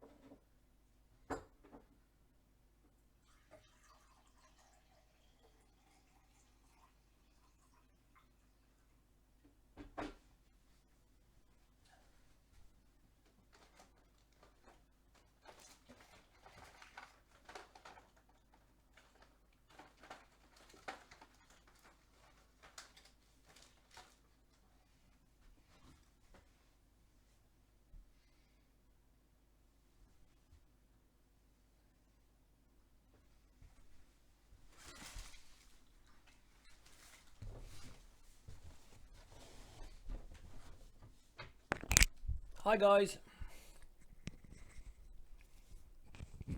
Hello everybody in the chat room. Got myself a cup of coffee. Brush my teeth, as you do before you get in your Ferrari. It's important that you have a bathroom break and you brush your teeth before you get in your Ferrari 458, because it, you know, you're going on a date with a beautiful car, and you wouldn't want bad breath in your Ferrari. Just puts the vehicle straight off. James Andrew has signed up, who's in the chat room. I don't grind my own coffee, but I use the cafe press. I never used to drink coffee, but I just started getting into it. Hi Grey Wolf, welcome back. Yeah, no, I was tempted, but I can't be bothered, to be honest. Even using real coffee in a cafe press is a bit too much effort. I'm normally happy with instant coffee. I'm not a snob when it comes to coffee. I like trying the different coffee flavours though. I like trying different things in general, so it's worth it just to go through different bags of coffee and see what they're like. But yeah, maybe it is worth grinding it actually. Actually, no, BRT. You know what? I've had enough of you and your suggestions of trying to make me spend money on stuff I don't need. First it's like, get a different microphone. Then it's upgrade your sound card. Then you're talking about TH8A shifters, and now I'm thinking, oh, should I get one? And now you're talking about bloody coffee grinders, which would require fresh coffee beans, which cost a fortune. I mean, it doesn't, but it adds up. And you'd have to store them probably in the fridge. That's going to take up space in the fridge. And then I'd need a pot to put it in the fridge to keep it nice in the fridge. You know, don't listen to BRT. Everybody ignore him. Banned. He's one of those people that will just make you spend money. You probably go out, you'd be like, oh, let's go on holiday, BRT. Okay, let's go somewhere cheap. Okay, and then within a day you've spent like a couple £100 on stupid crap that you don't even want. And why are we being advertised to by Rail Nation? What is this, Rail Nation? It looks like a mobile phone. Right, I'm going to have to get that on the Android. Advertising success. Rail Nation. I can't click it in the game though, because that'll I can't get off it after you click it. It's a one-way ticket to Rail Nation if you click on it in Assetto Corsa interface. Why am I not on the screen? Rail Nation. If you know how to have fun, then you're gonna come to Rail Nation, where the physics are on rails and the driving's in a straight line. Rail Nation, it's extreme. You better wear your sunshine cream, 'cause Rail Nation, we're driving you to your station at Rail Nation from level 50 to a level 100. You start with a steam train and you go to a diesel train. Play now! Rail Nation! Motherfucking Rail Nation! Fuck everyone! It's Rail Nation! Wow! Fucking Rail Nation! Okay, I'm done with that. We've advertised enough. I've actually... Rail Nation, send me some money. I've totally written an advert for you and a song. I've sold it. I'm stuck with Rail Nation in my head now. Why Rail Nation is the most ridiculous name. It's like a country that doesn't have anyone living there, but it's just trains everywhere. It's just Rail Nation. The government there was like, guys, public transport is a priority, and we've also decided to change the country from what we were calling it before. We've renamed the country Rail Nation. Rail Nation. Yes, it was called Portugal, but in 2017, a new government came in and renamed the country Rail Nation after spending £50 billion on having trains that not only level 50, but at level 100. Level 1 train is one of those seesaw things where you have to push down on the levers to move it along the tracks. Tea with a nipper. Alcohol makes me quiet. I don't really drink because I find alcohol just makes me sleepy. I guess it makes sense because it's a depressant. But yeah, Rail Nation was enough to hype me up. You guys are saying it requires drugs, but just think of the possibilities of Rail Nation. I mean, just Train Simulator, to be honest, gets me pumped, but Train Simulator, let's face it, has nothing on Rail Nation. I don't think there's even levels in Train Simulator. Forget Assetto Corsa, forget iRacing, forget Flight Simulator, X-Plane 11. Forget them. They have absolutely nothing on the Rail Nation.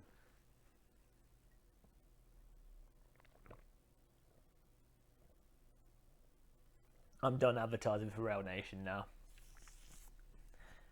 I think we need to buy an MIJ performance exhaust for our road car where it makes no sense to upgrade it.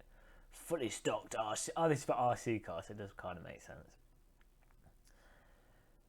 To be honest, if everyone was playing Rail Nation, there wouldn't be any war, there wouldn't be any famine. The world would be a better place.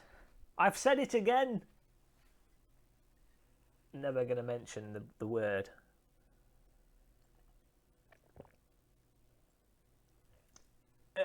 Thankfully, we're going to the GT2 race. There's a dribble all over myself. Barcelona! We need the Queen song.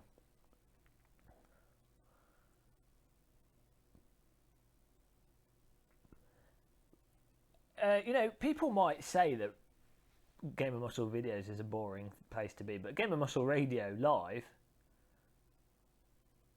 that's where it's at.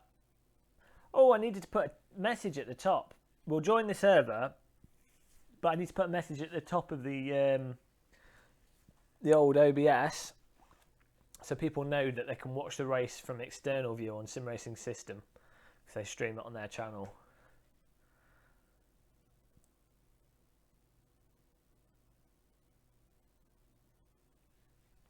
Oh, does it? What a disaster.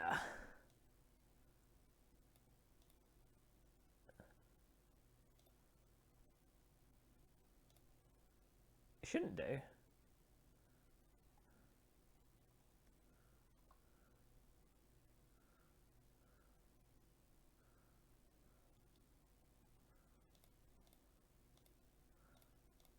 Oh well. We'll join this there. We'll have to fix that another time. Thanks for letting me know, though.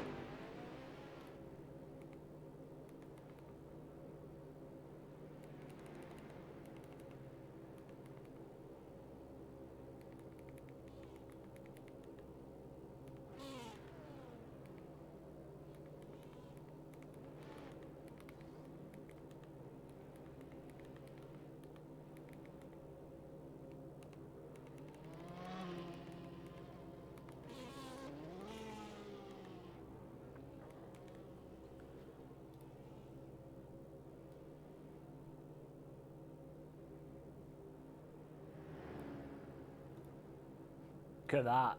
The message is set. 300 ping. Who's got a 300 ping? Oh, we're in the Ferrari now. I feel like a rock star that gets to just drive around in all these expensive sports cars. Fantastic. The amazing thing of Sims.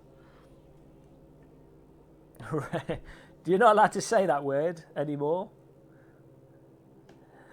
No one shall talk of the word that begins with R and finishes with another word beginning with an N.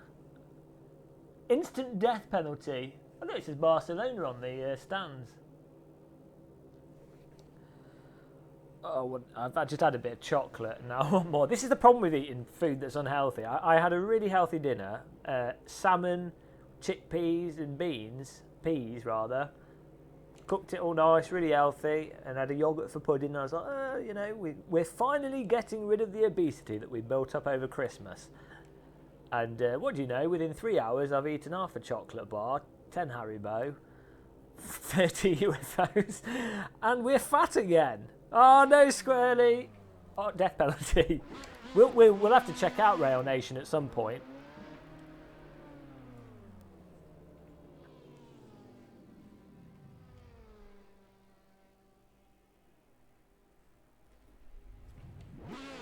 There we go. How we doing? Got the view on. There we go.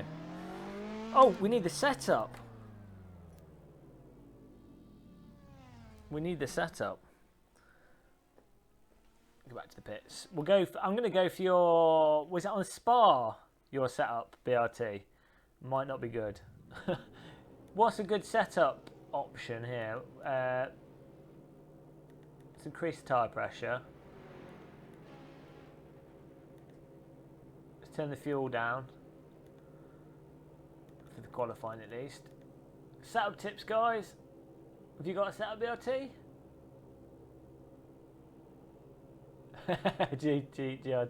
GTR Fanatic 97. 2 slices of bread. Oh, well there you go. You're carbing up. It's all right.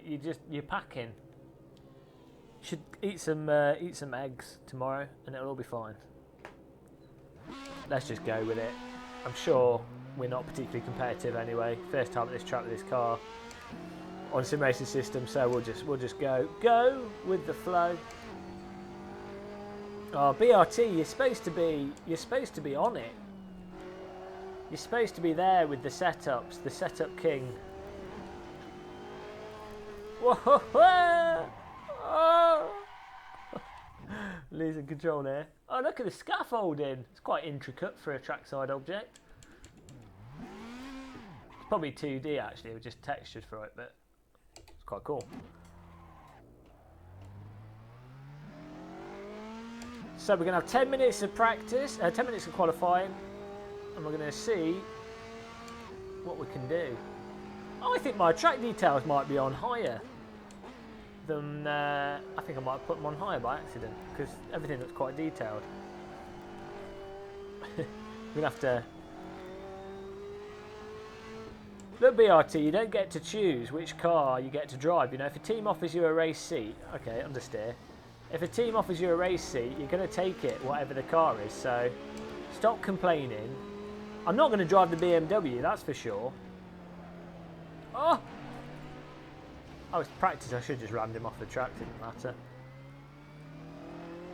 Yeah, Squirrely, I find that as well. Doing reverse donuts can make me feel a little bit off in VR. Where are we going? We'll just take this alternate route. Whoa! Bit bumpy.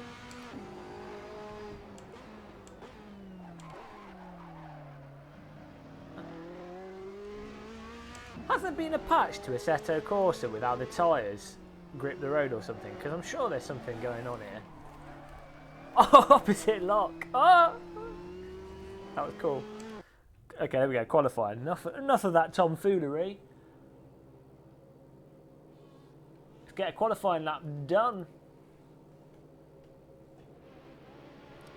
Is that because you can with a Nissan BRT? Oh, there's a car in my face. A hot air balloon.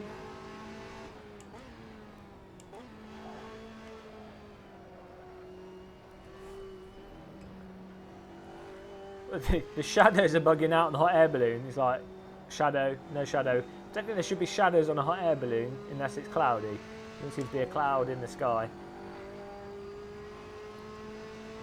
And it's not bad how it's moving around. It just seems with the Formula 3 car and the Porsche, the tyres seem to have more variation to their grip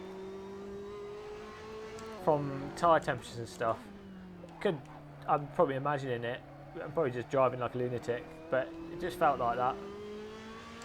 I'm happy with how this handles though. Let's try and get a good lap in for qualifying though.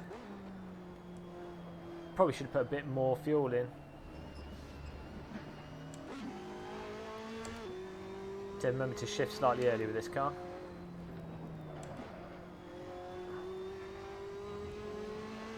Set the...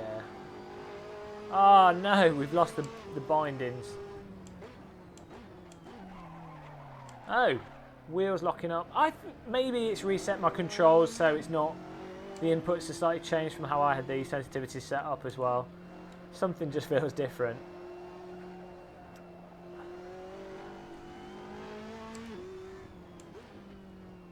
Oh, we're driving this one. I prefer the outside corner actually, because this could be a right pain in the arse.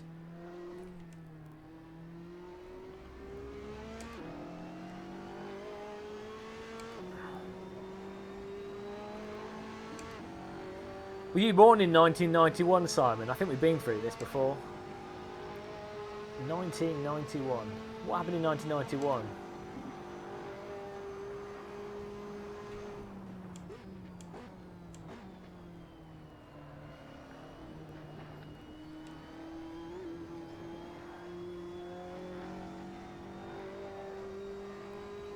Oh, balancing the throttle here.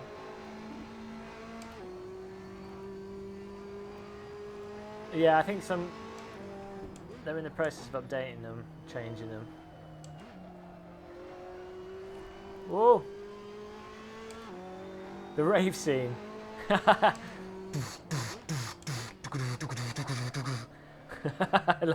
love techno and rave music.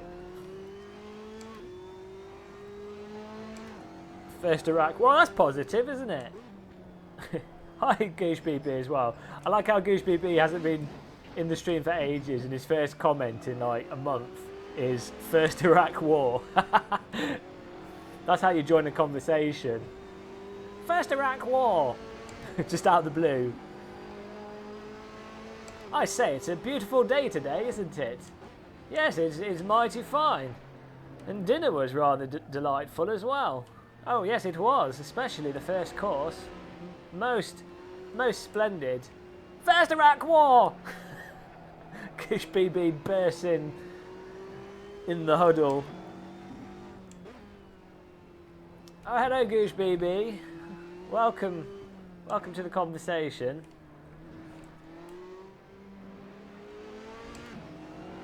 Well, that lap's not going to count because we went somewhat off-road. I like how they put a map of the track on top of the commentary booth.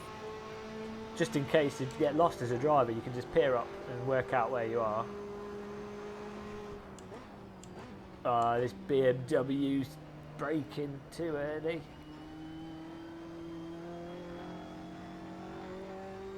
That's alright, GT Fanatic, thank you for turning up. You're forgiven for having a life outside of watching streams.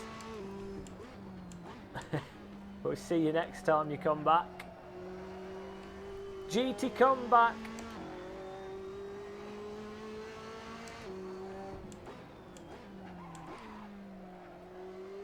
Maybe it's because I've increased the tyre pressures that we seem to be sliding a little bit more.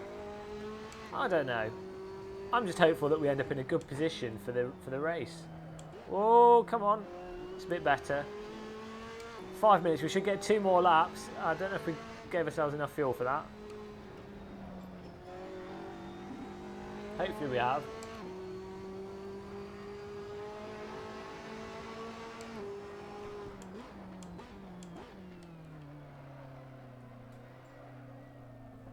Oh! I thought I was going to get Kunos cut there.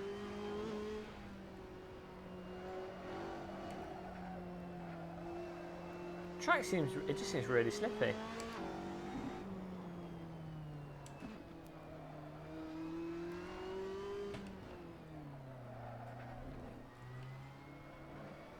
Maybe they've set the track grip slightly lower this week. Maybe I'm just going crazy.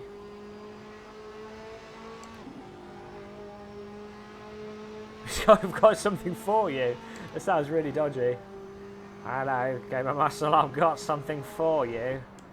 Got a nice little surprise for you, Gamer Muscle.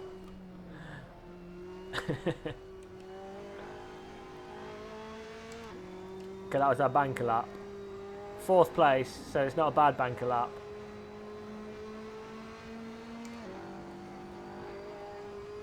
Repsol.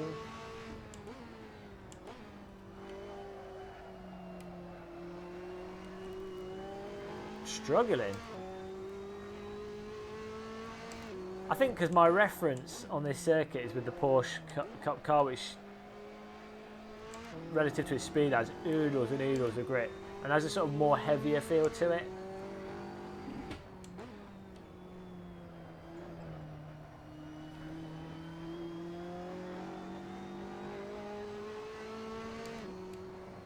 Just a reminder to anyone on YouTube using chat on YouTube, I can only see Twitch chat in game, so feel free to join us on Twitch. The chat room is alive with energy right now.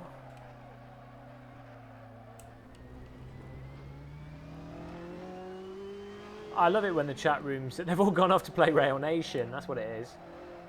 I don't blame them. I often think to myself, driving simulator or Rail Nation, and it's always Rail Nation that wins out.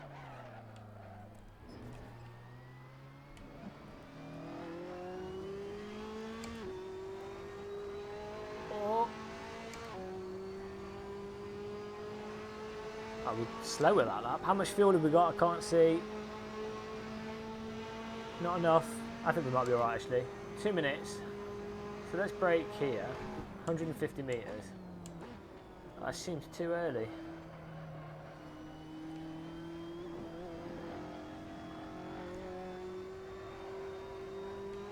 Oh, we've got bags of grip in this car. I think we can have a little bit less rear downforce.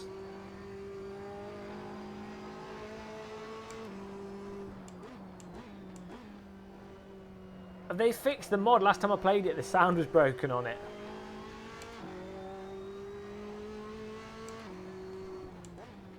I did want to do that, but that'd be cool to do like a commentary on it and upload it as a video.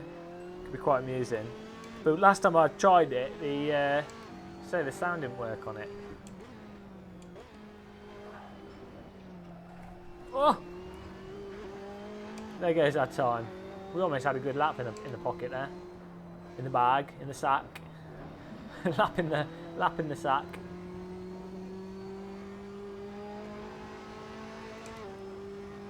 Even Goosh BB's gone quiet. I can only assume that maybe an asteroid has hit somewhere and everyone's running for cover and I'm just completely unaware in my VR headset. If you're going to get blown up by an asteroid, you might as well be playing a VR driving simulator.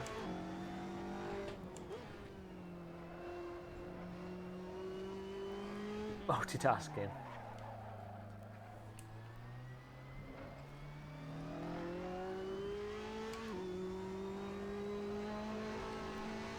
Oh. Okay, one last lap. I think we've got enough fuel for it. 7th place at the moment, so we need to improve on that. We need to get in the top 4 really to avoid the carnage of T1. Oh, we can brake so much heavier with this car without a lockup. I think it's got ABS. Fortunately, I can't change my settings because we haven't bound the button, which is a complete failure.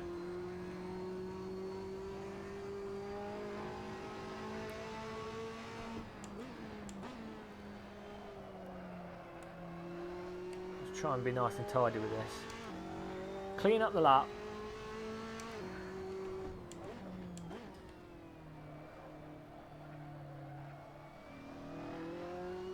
Look at this. 1 second up. Oh, I'm in the chat room. First Iraq War.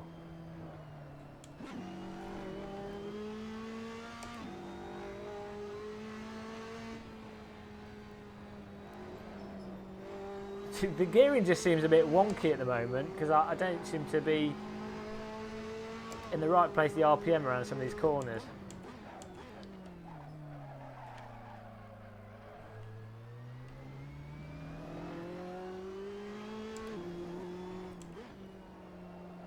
I think Barcelona's a track that's like that though, even if you've got the right setup. There's a bunch of corners where you kind of always feel like you're not in the right gear or sort of getting the power up down. the off-camber uphill corners. Oh, we're glued. 1 second. Come on, new PB. 1:49.18. That's put us in 3rd place. Next to Stefan Scholbar from the previous race. It's going to be a clash of the, not so much the Titans, a clash of the noobs. Here we go.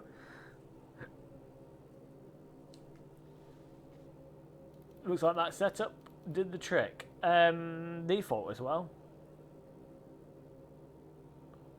Here we go. Barcelona in the Ferrari 458 GT2. Fasten your seatbelts. Get ready for what might be quite an eventful race. The objective is going to be don't die on T1 in the inevitable cars drifting out. I'm going to try and get on the inside of Andreas Bodnuer. And we've got Sebastian Brunier as well, who we've raced against before. So we've got a bunch of people here actually that we've raced with. So this could be quite an interesting event. Here we go. And off. Oh, we got a good start. Oh, look at that. We're winning the drag race. Thanks for following. Why is that guy starting from the pits in front of everyone? No, no, no, don't rear-end me. Oh, we've lost 2 places. That was terrible. We need to be a bit later on the brakes. That's normally, if you're in the front of the grid, you get the opportunity to be later on your brakes. We're going to squeeze back up the inside. We're back in 3rd place. Well, we're in 4th because someone started from the pits. I'm not quite sure how that works out, but there you go.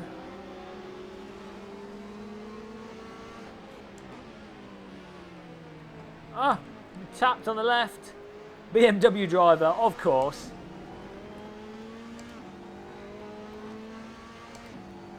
Yeah, I don't know what's going on with that pit start. I think there's a bit of a bug that needs fixing there, but we'll take it back. Who is it? He's in 2nd place.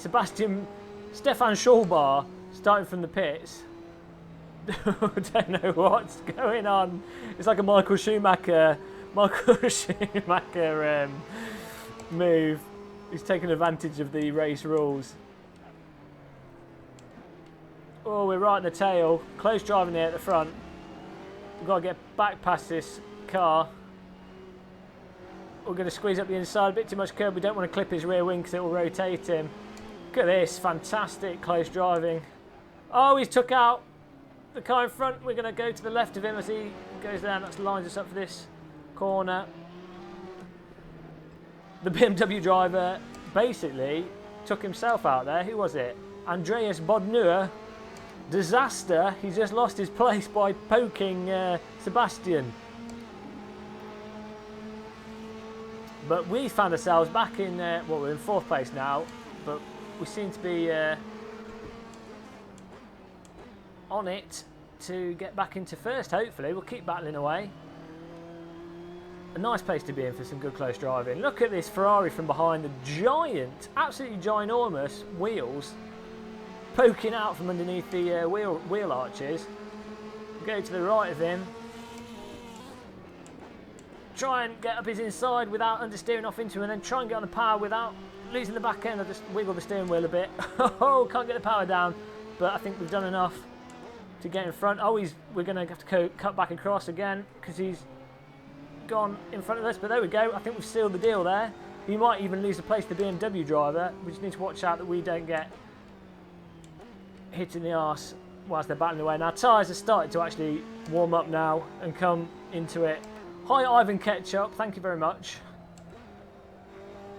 It was a Jedi mind power avoidance technique. We're in 3rd place now behind Stefan Scholbar. Fantastic name. Don't read people's names. Don't read people's names.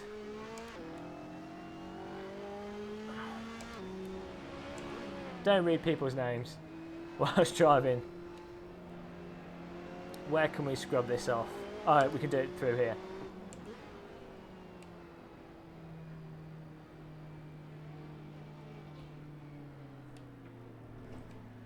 Come on.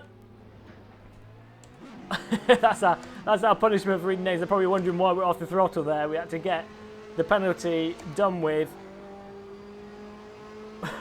Penalty done with before the end of the lap. And that's thankfully the chicane, you can scrub off the speed or get rid of time without losing too much time. Really hope that Kunos fix their penalties at some point, but that's the rules as it is now. We've got a car now, right? Sebastian Brunier. And we've got Andreas Bodner in front of us again. We're going to have to try and work our way past him and then try and catch up back with first and second place. What a disaster. I'll try not to read people's names that are ridiculously long whilst we're trying to get a break point. Totally missed the break point there. Here we go, right on the back of Andreas's BMW.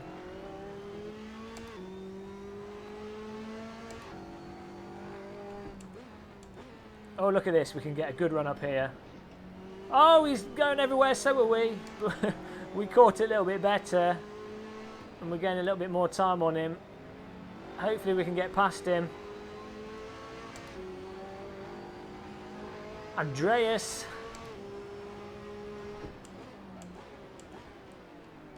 Oh, I'm having to brake extra to avoid hitting into him, and that's caused us to lose time there. The tricky thing is to get past people without actually losing time. Look at his slip angle he's getting through there. Oh, tyre's a little bit slidey. Don't want to lock up too much. Nice and gentle. Watch out for the sausage. Don't smash the sausage. Whew. Still in fourth place. Lap 4 of 13. Need to push and get past this guy so we can catch back up with first and second place. I think we've got the pace to do it. Come on, we get a wide angle around here, we might get past him. On the power we go. Up the inside we go. No. Oh. So hard balancing it through here without losing the speed.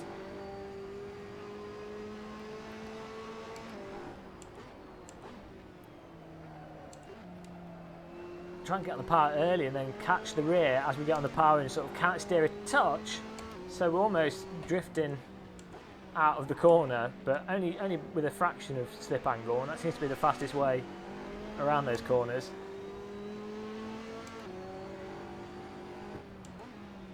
He seems to make a lot of mistakes up here, so this might be where we can get him. It's easy going to make mistakes. Andreas Bodner. Come on, let's get the power down here. Whoa, a bit too much curb. Can't steer, caught it.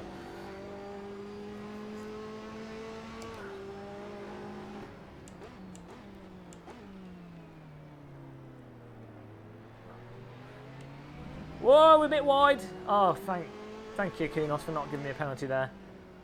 We were close to getting one. Let's destroy the gearbox. Flying around there. We're catching up with first and second place, actually, so maybe we can work together. I don't want to bump him around these tight corners because they will just spin around.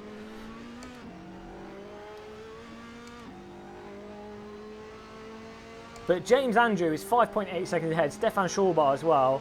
And we are moving on first and second place, so it's not too bad me being behind Andreas Bodner. So this could work out quite good for us. I think it might be better for me to be in front of him though, because I think I'm a fraction faster than him, and he's probably holding me up. And it's going to take us probably at least 4 laps to catch up with first and second place if we do get past him. So probably better for us to get past. But you can see them first and second place getting closer and closer as we push on. Oh, he's made a mistake there. You saw him slip out and that cost him. And we locked up and he might go wide. No. Oh, he didn't leave. Almost left enough room up for us on the inside. But now he's under pressure. I would expect Andreas to maybe outbrake himself and make a mistake up here, as we've been doing before. And that. Oh, he did it. No, he got on the power. He did all right. But he should be feeling the pressure. The kettle's boiling. Your cup of tea is going to be spoiled because we're right on his bumper.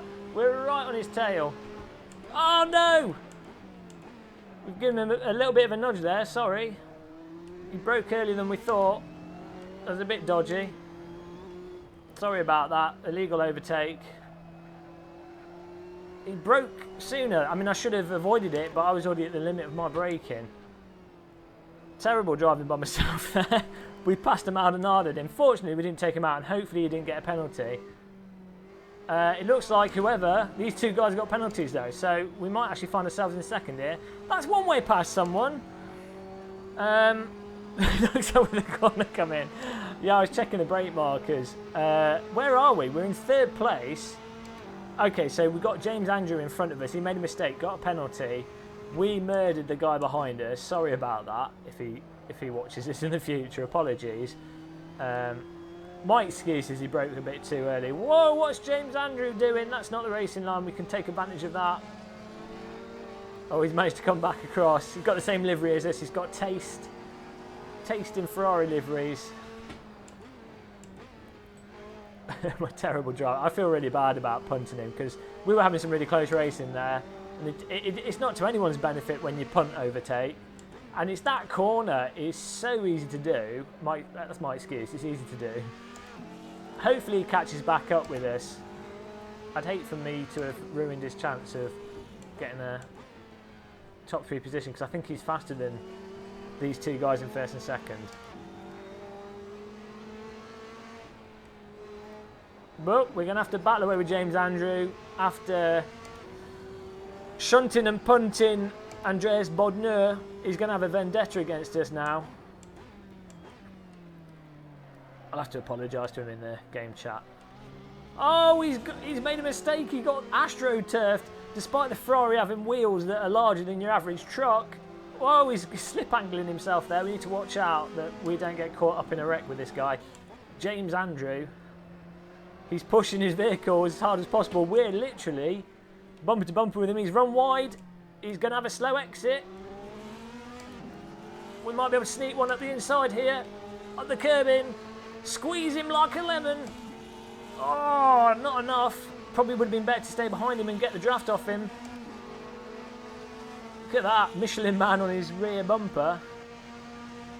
Why look at brake points when you can look at the beautiful Ferrari that you're racing? I'm going to brake a little bit extra so I don't understeer off into him. But I think we've got that place. He's conceded it. Into second we go. Bit of a wobble of the steering wheel. Try and get on the power up here. Dab the brake a bit. Lap 7 of 13. Moving on up. We're in second place. We've got to catch up with Stefan Schulbar now. Stefan Schulbar. We're coming as fast as we can. Just got to hope he's not one of those drivers that when they've got a bit of space they sort of just go zombie mode and just lay lap after lap of perfect lapping. He's on 5 seconds, 5.5 seconds in front of us, so we use that as a reference. 4.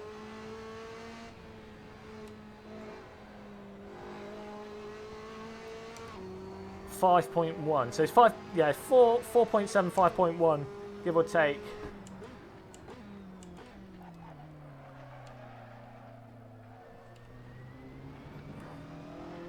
Can't take that any wider. I'm going to start leaning into corners. It's the key to speed. Whoa, bit of counter steer there.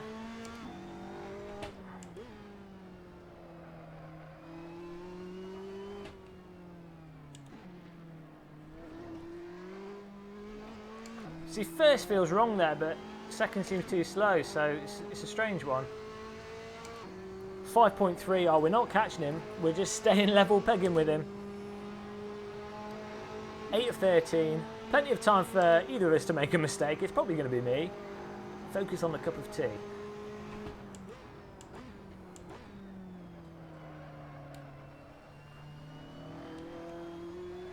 Whoa, car just wanting to pop out. Dabbing the brake again. You've got to find the exact point on that corner where you can get fully on the throttle.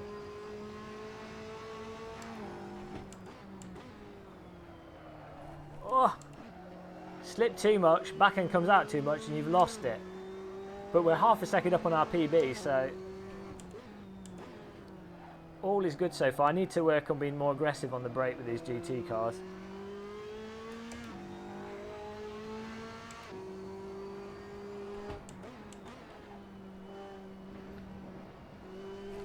Oh, snap there. Half a second up on our PB, so if we keep this up, could be good. 4.4, so we are catching him. Half a second a lap at the moment.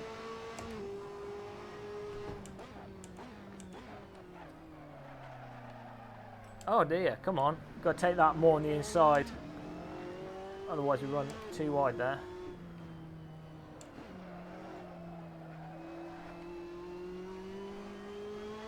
Just lost our advantage in time.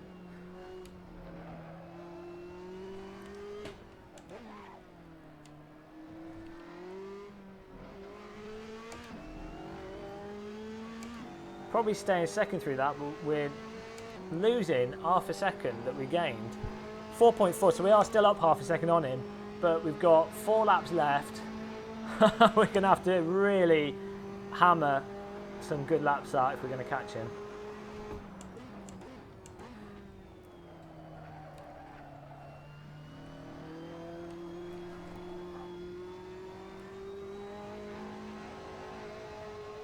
Come on, stick. This just runs wide. Maybe we can just stay on the throttle and let the car run wide. It might actually work out okay.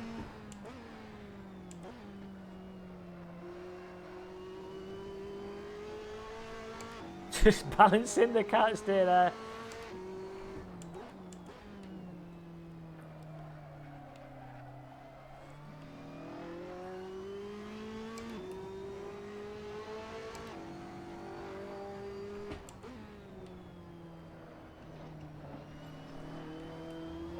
Use all the track.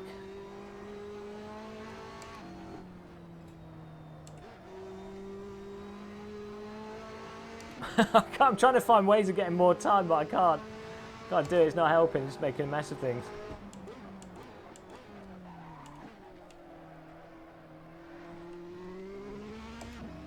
Oh, first gear seemed good there.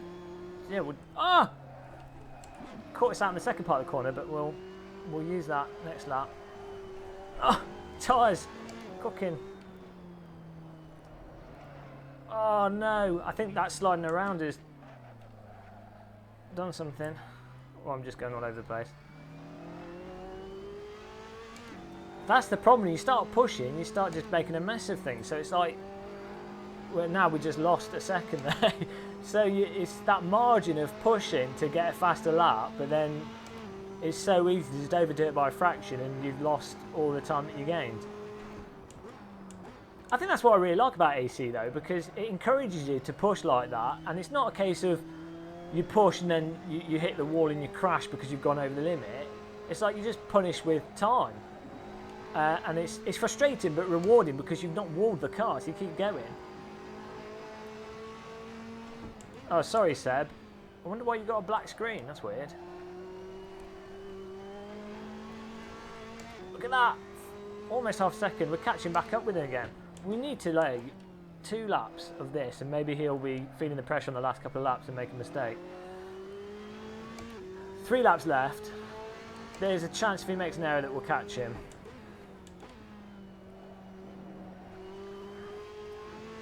Look at that, we can gain a second by actually driving. Driving good laps here, we could gain a second.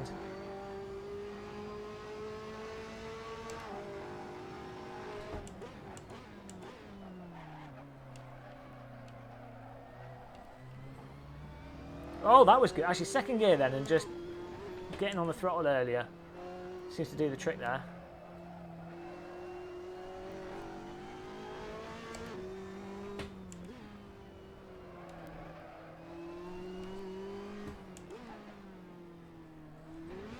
Whoa, a little bit too much sausage.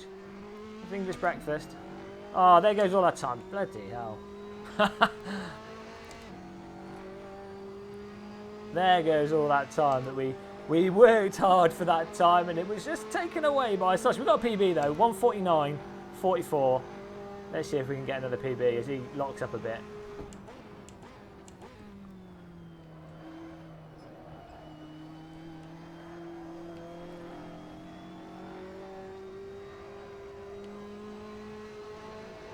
That feels good.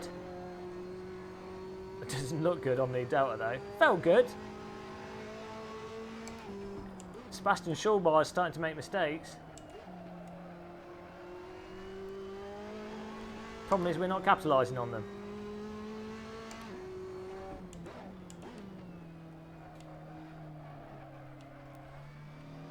We can get on the throttle earlier. We're losing so much every corner for dawdling on the throttle. I keep thinking the back end's going to pop out, but actually when the car's lined up, it's totally fine.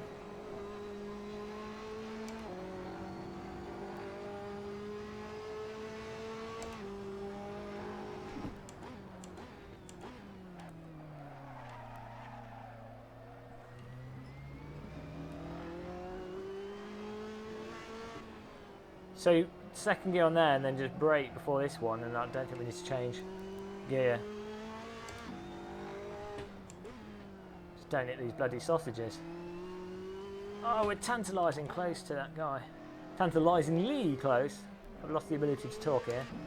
Rail Nation! Come on, think of the train set. Last lap. I think. No, one more lap after this. 2 laps to go. Getting confused here. Fuel lights come on. Hopefully we've got enough fuel.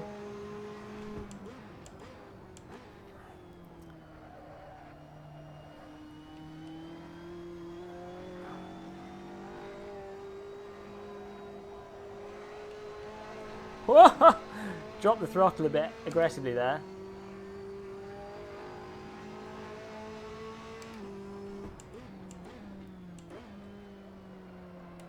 I mean, the best I can do is just try and get these laps in smooth, and then hopefully he will see that we're catching him, and that hopefully will force an error. But Mr. Schulbar, I think he's too good for that, especially if we do that. Stefan Schulbar, the nemesis, my nemesis. We might have beat him at Donington, but I don't think we're going to beat him here. Barcelona GP. Mind you, we were stuck in 4th for a while.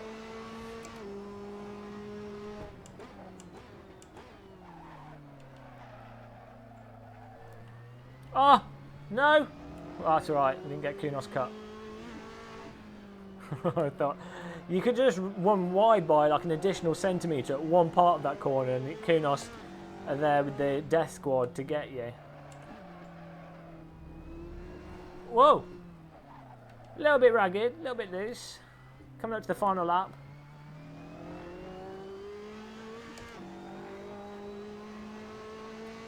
We are catching it. Like, I think if we'd been on it earlier and we hadn't made that mistake, we probably would have been there. Hi, I love ketchup. Problems with your Rift, that's not good. Oculus aren't meant to be too bad when it comes to RMAing though. HTC can be a bit of a pain. But it depends on the problem, I think. But as long as you're within warranty. The best thing is if you buy through Amazon, and then as soon as you get a problem, you just send it back to Amazon and you get a free one sent immediately. I think that's always the best thing, is when you deal with a large company. Well, actually, PC World's probably better in the UK, to be honest, because you just take it in. This is with the Vive as well. If you got a car, for example, you live near the store, just take it in and they'll replace it on the spot, which is certainly a lot better than going through the RMA of these companies that it's their first product where they've really had to do proper RMAing. But here we go, last couple of corners. Stefan Schulbar. We are catching him. We need another 10 laps. But Stefan Schulbar has appeared to have defeated us, unless his car spontaneously combusts. or a back marker drives into him for no reason at all. It looks like we're going to have to settle with second. We'll have to accept defeat. It's as if he's slowing right down to torment us. Nice driving though. I feel a little bit guilty for punting the BMW off. There we go.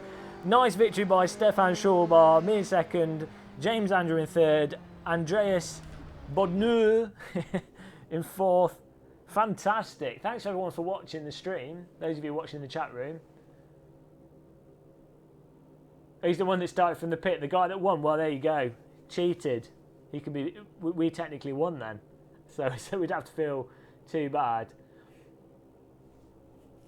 He'll probably get his, the thing is, the way sim racing system works is, if people cheat, they'll just get the points docked.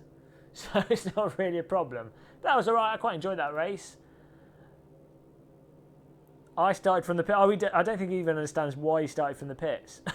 So I don't think he was cheating. I think it might have been a bug, because we were racing him in Donington and it was fine. So that's weird. There's just a random bug that's happened. But there you go. Fastest laps. What did you get? What was Stefan Schulbar on? 1:49. Not, yeah, he was faster than us, but I don't know if we were doing faster laps, more faster laps on average. 1:49. That seems to be the pace. 1:49.5-ish. I don't think the fastest drivers are on tonight, but that was a really good race. I really enjoyed that. I hope you guys enjoyed watching it on the stream.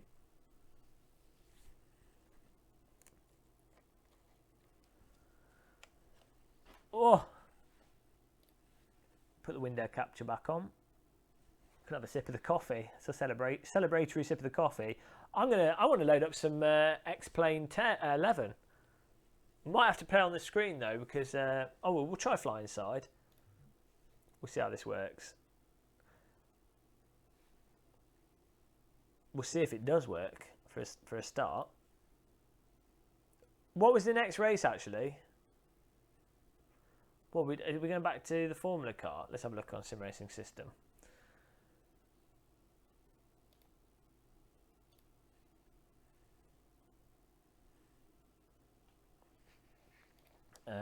Sim Racing System.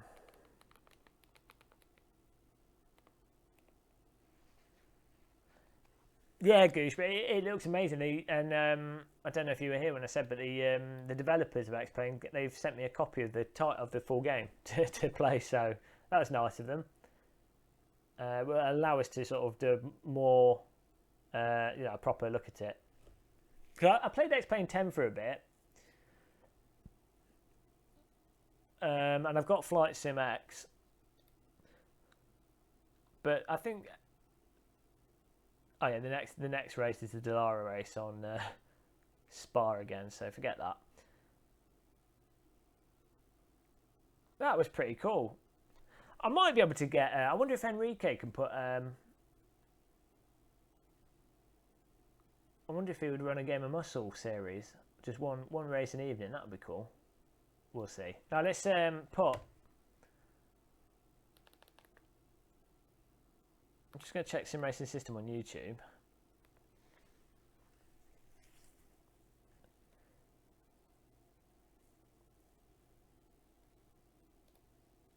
How's everyone doing in chat though? Hope everyone's okay. Okay and still awake, hopefully.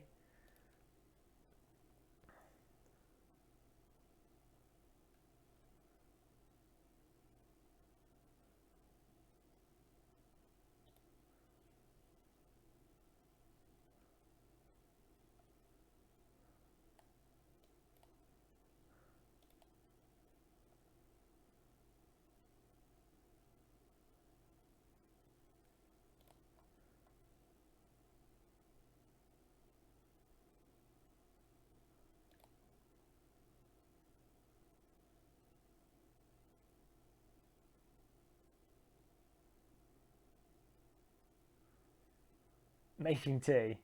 It is tea time. Hopefully if you do vids in VR, it'll encourage them to implement proper support. No, they are working on it. It's something they want to do, but Thing is, X-Plane 11 is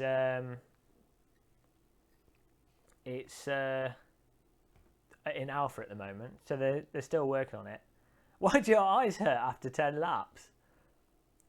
Are you using the... I've actually found that the Vive is a lot more comfortable on the eyes than the Rift. For some reason, the Rift lenses, there's a lot more pupil swim. So even though the Rift lenses, you get more of an in-focus image of the overall image, which in some ways can be more comfortable, the actual way the lenses do things and the stereo and the focusing and just how it's set up, I think the Vive is a lot more comfortable and a lot more easygoing on the eyes, even if it's slightly lower quality image. I mean, obviously it's wider field of view, but I think it's actually better on the eyes, or less of a strain. I mean, I always found that with the Vive.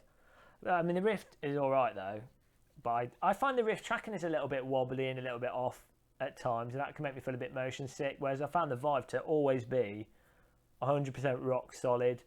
The Vive will only cut out if I like block the headset from the trackers, which I've got in the top corners of my room.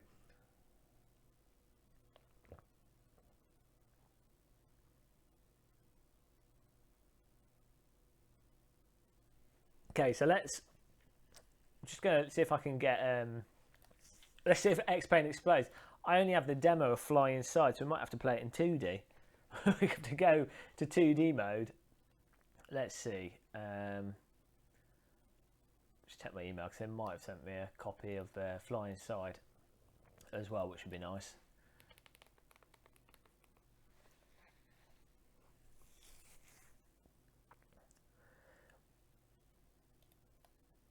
Was that with? Is that from driving games? I love ketchup. Because I think with driving, a lot of motion sickness, not VR sickness, but motion sickness, which I think a lot of people confuse with VR sickness. Motion sickness is, I think a lot of it is based on what you expectation. So I think with driving sims, when you get used to feeling what the force feedback's doing or what's going to happen when you do the input, you have an expectation for how things are going to move. So I think that's like that's why you can get used to motion sickness in VR with driving sims. Force feedback wheels, I think, definitely help reduce it as well. I found with the Rift, actually, I don't know if you guys do this, but for driving sims, having it on as loose as possible, making sure the straps are like, you know how you can pull it back on its springs, but make it so that the straps are really, really loose, so it's barely resting on your face, and that stops it from getting as warm, and it's just a lot more comfortable that way.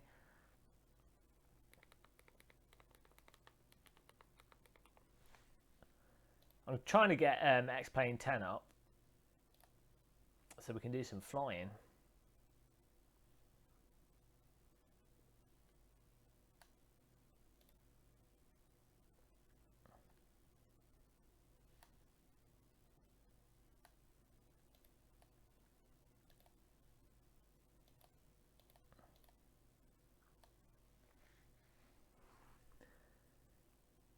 War Thunder makes you sick because it's not done right. The world scale and the head tracking isn't right. That's why War Thunder makes you feel sick, because it makes me feel sick. But I played DCS with DCS with the World War II planes and that, doing loops and everything. And yeah, it's a little bit, it's a little bit crazy, but it's not as bad at all. I think War Thunder's just really badly implemented, and little things being off can make you feel really ill in VR.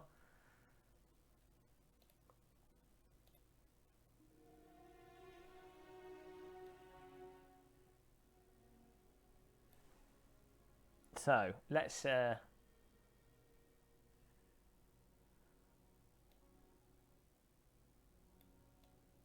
see if we can get this working. Fly Inside. This might cause the stream to crash. We'll see. Oh, actually, probably.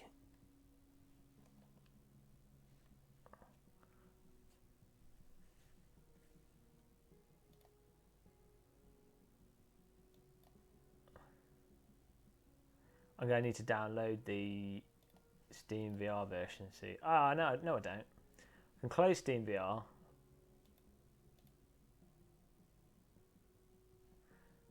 We'll just do a window capture, so let's see what happens. I've had my HOTAS installed whilst we were driving. That's probably why the buttons have been messed up.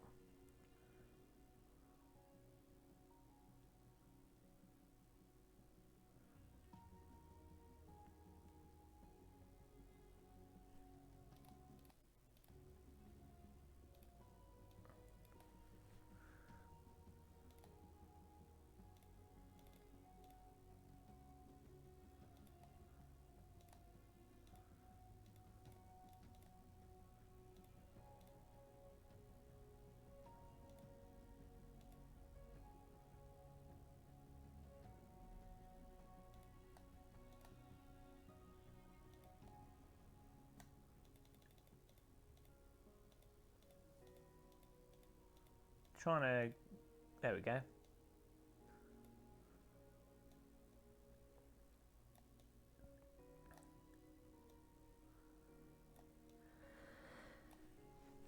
Oh. Try not to sneeze on the microphone. Hi Zain Dahu. Oh, I can't now because we're checking out X-Plane 11.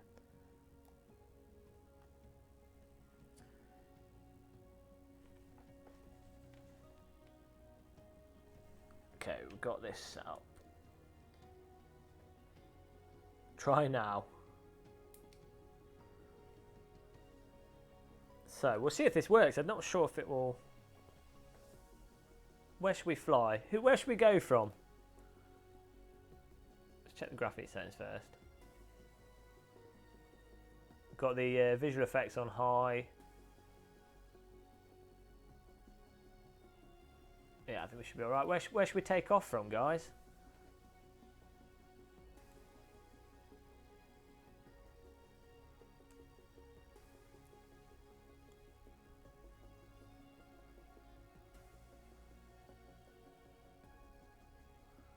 Can't do Donald Trump impressions anymore. We've used them all up.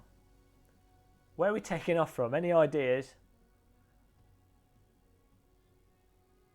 Florida. Where's Clom?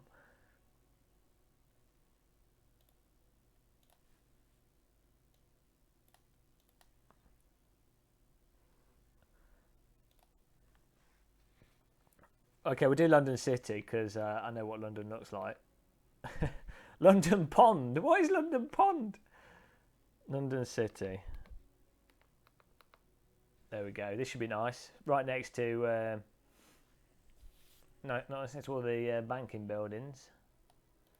We'll do it in the little Cessna. And then we'll do it in a large plane. We'll see what... Cessna Skyhawk at London City. And we'll do it in evening. Would be nice. Dusk. 6:15. Clear weather. Let's see what happens. I can't see the chat room actually. I didn't think about this. Well, probably better getting the Steam VR version of the game of Flying Side.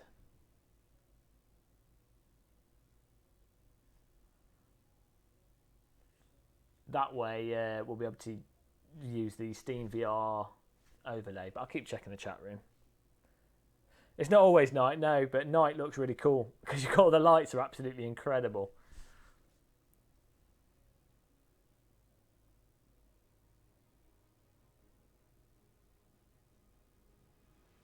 It's loading. It's taking a while to load. Reading new scenery files.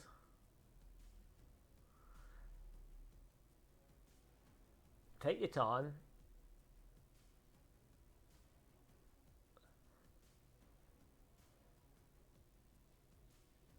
Has it crashed?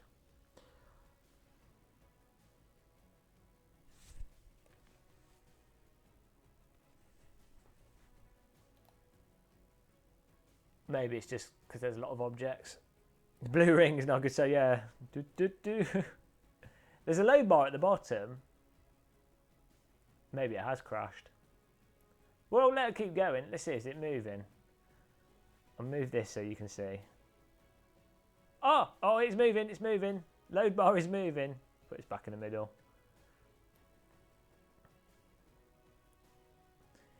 I'm using flying side. The developers have said that they're going to do VR support, but they're going to do it after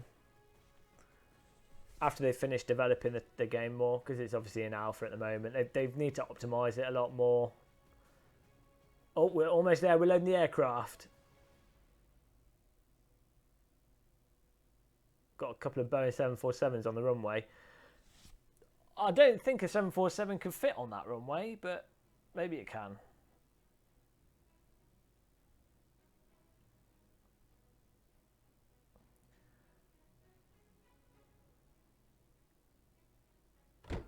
Probably better installing this on an SSD, but it ends up being a very big game. Oh, there we go. Look at that. We're in our Cessna. Oh, we're going. Calm down. Calm down. We had the throttles up. Whoa, over the lights. Over the lights. So, whoop. Okay. Fuel mix up. I think we've got the brakes on.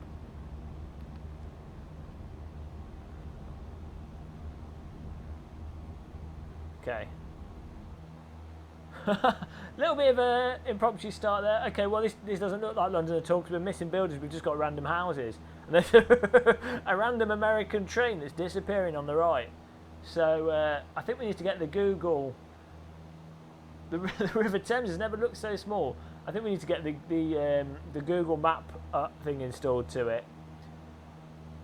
That's the thing with X-Plane. It uses like a procedural terrain.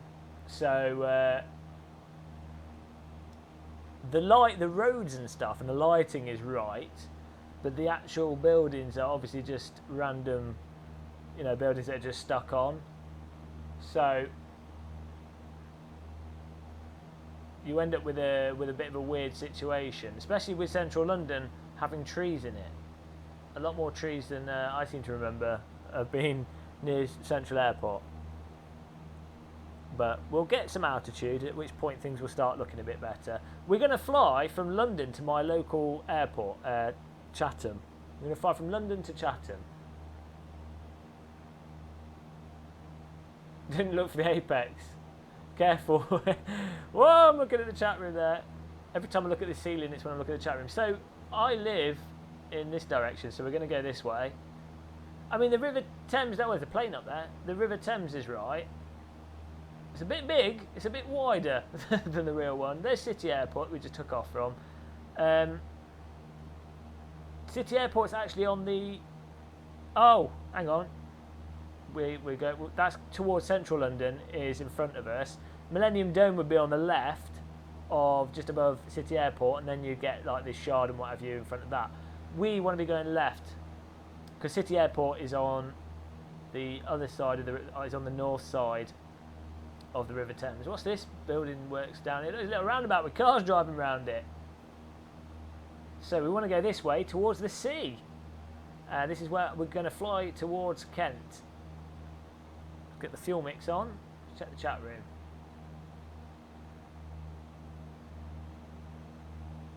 We're going to follow the River Thames out to look at this. Look over the nose. This is awesome. This is absolutely incredible. Get the mouse off the screen. Go. Can you guys see clearly on the stream? This looks... I mean, once you get to higher altitude, and it's more like you're just looking at the lights and the general layout of the roads rather than individual buildings. It looks absolutely incredible. Absolutely incredible. The little houses. People wish they have that much space for their houses in London. Probably going to take us about 35 minutes, 40 minutes to fly to my local airport.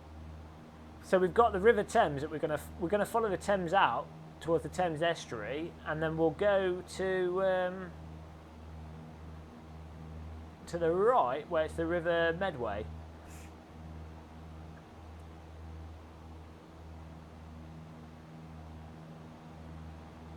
This is running actually bearable. Strangely, with flying side, it's like as long as you don't move your head really fast.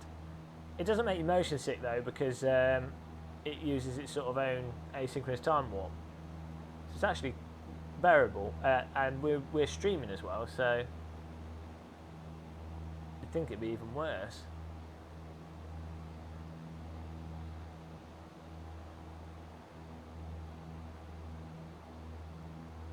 Is the I don't know which. Oh, that motorway should be the Dartford crossing.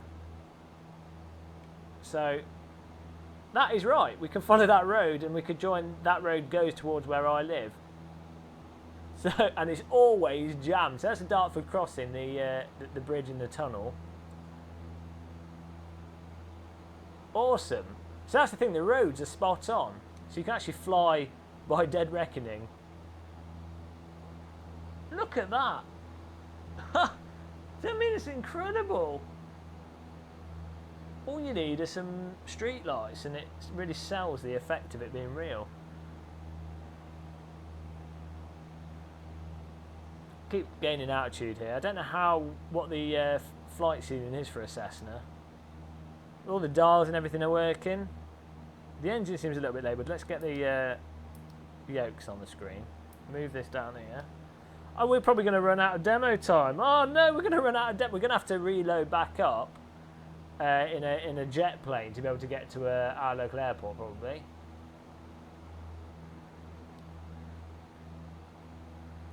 Using the HOTAS X55 here to fly. It's really good when you take the spring out because you can be super precise with the input. It's almost like using a mouse to fly.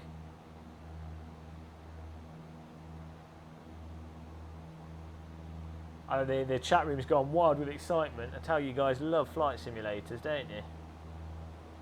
It's all about the Dartford crossing. But normally there's just over the bridge there's a bunch of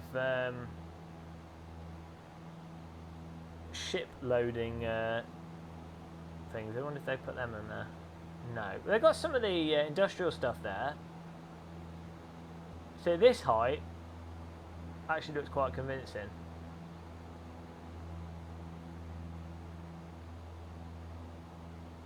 Oh, there you go. There's the Thames estuary spreading out.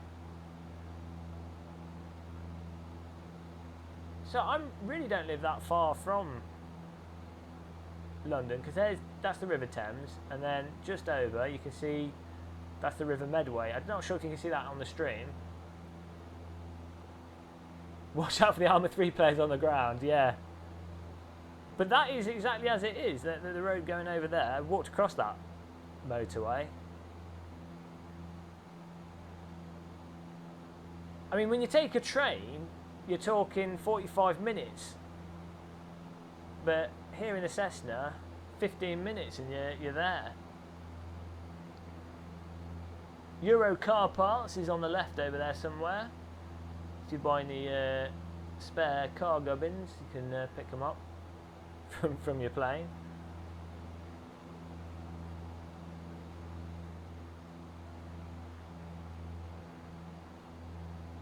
Oh, it's, I don't know which airport that is. Is it Stansted Airport? It's on the in Essex. Don't know which airport that is. 40 frames, 40 FPS. That's all you need. 40 FPS. Oh dear.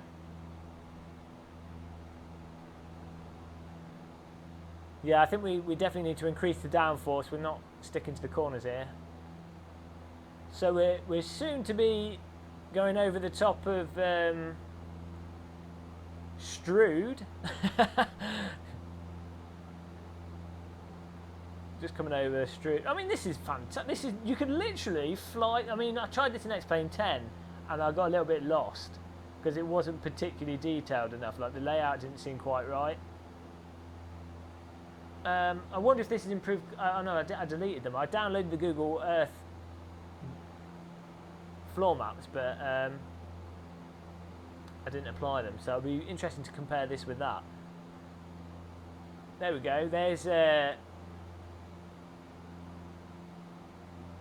Maidstone to the right, and Chatham on the left, or Rochester first, then Chatham, and then Strood. It's got everything there. I mean, that's about the right size. This is the Cessna Skyhawk Wicked Dimension. It's a really it's Mark Webber's favourite vehicle. I'm genuinely taken aback by how they've got, you know, like the towns seem right in terms of how populated they are in terms of buildings. Definitely want to try this with the Google Map edition. Chatham Airport there, right. It's not actually a proper runway. In real life it's just a field. And actually Boeing, I don't know if you're allowed to say this on the stream. Probably can't say that.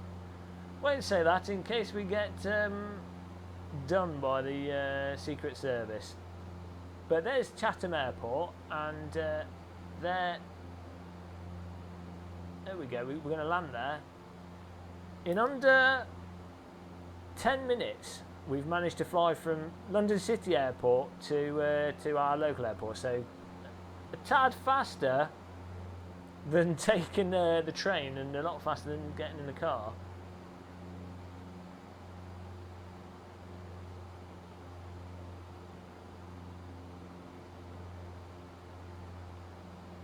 Crazy. It's missing some details, like there's, I don't know, it's kind of right. But sort of Chatham Dockyard is a bit a bit missing. Oh, there's a place called Snodland down there. They've got the train line there as well, that's right. And there's Digger Worlds down there, there's the motorway. So they've got the train line that goes to Maidstone. Yeah, it's pretty good. Can't really complain. Okay, let's land at Chatham Special. Should just be down there. Oh, they've got. It's right in that it's a single runway, though.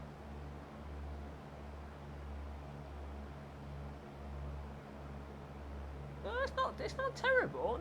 You know, got the housing there. That's generally right. The go-kart track would be just below us here. What's it called?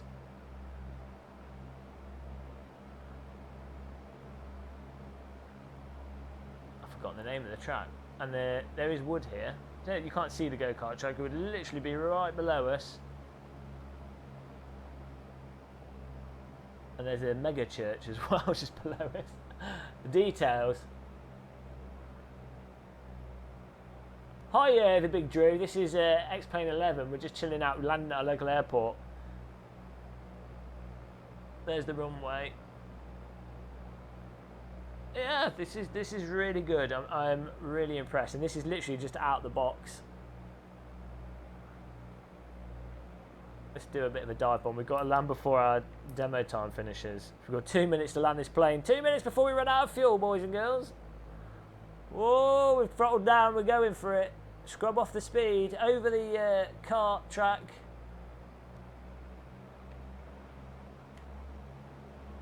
There's the runway. We're going to let's put the brakes on. Let's just land with the brakes on. Probably not advisable. There we go. Oh, we're coming in way too hot. Oh look, that's right. Oh, there's a train track. That's not right. Whoa! Scrub off the speed over the fence. We're going to land here at maximum knots. Oh! Oh! Brakes! Stop! Push the plane into the ground. No, we're going to run out. Oh, we're going to have to take off again. Okay, those buildings are a bit too big for old Chatham folk. Let's just do a turn and scrub off the speed, and we'll land back on the runway the other way. Stall in. We've only got a minute to do this before the controls kick out. Whoa, we're losing altitude. Oh, that's not a good sound. You don't want to hear that when you're in a Cessna. Here we go. There's a runway. Scrub off the speed by stalling the vehicle. Bit of tail. Oh dear, we've totally lost. I've got my joystick too close to my chair, so I can't turn left anymore. There we go. Ah, 50 seconds. That should do it. Oh, flare. There we go. Landing brakes. They're not working. Stop. Engine off.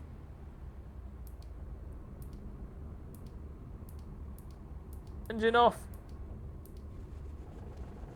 Oh, we're going to have to turn. Drift to stop. Come on. Oh, come on. There's a fence there. Stop. Stop. Stop. Oh, into the car park. There's a helicopter. Don't worry. Oh, God, that's close. Oh, we're all right. There's some benches, picnic benches. Oh, no. Oh, there we go. Parked. That wasn't too bad. This is actually nicely done airport with helicopters and planes and stuff in it. So there we go. We landed with no time to spare. Demo finish. Awesome. That was incredible. So we flew from London City Airport to my local airport by dead reckoning, just looking at the ground. And 15 minutes is literally 3 times faster than a train. Absolutely awesome. The details are there to do it by the roads, and the general map layout's right, but the towns aren't quite right. That was fantastic though. Yeah, X-Plane 11, bloody good. I think I might have to buy this flying side because you can't play X-Plane 11 in 2D. That'd be ridiculous. How much is flying side? Let's have a look. As I say, I've got the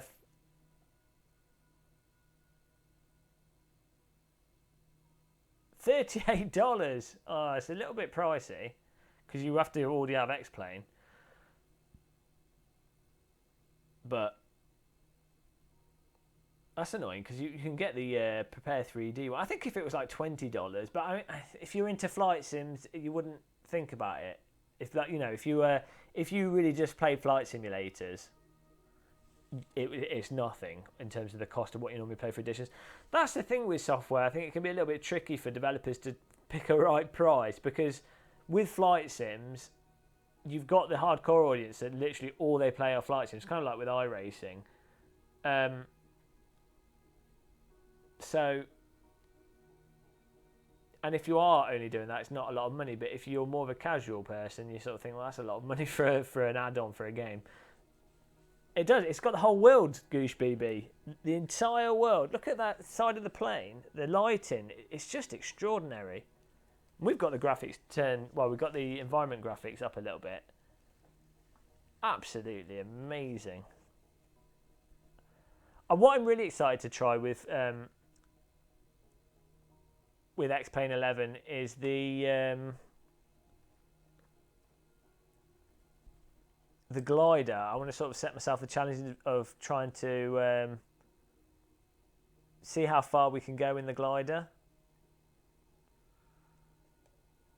Come on inside my Cessna. Absolutely amazing. Don't need seatbelts in our Cessna. We just drive into the ground, fly into the ground. Well, we'll definitely be making more videos on this. I'm not normally that into flight simulators, but X-Plane 11 tickles my pickle. It's got the nice flight dynamics, but then, it's got enough detail there that you can play it casually and admire the environment a lot. Whereas, Flight Sim X isn't too bad actually with additions, but I don't like the physics in Flight Simulator so much. I don't find them as enjoyable. Right, let's. I think I might reconfigure things. Probably stop the stream and come back to it in a minute. We're going for the long haul tonight.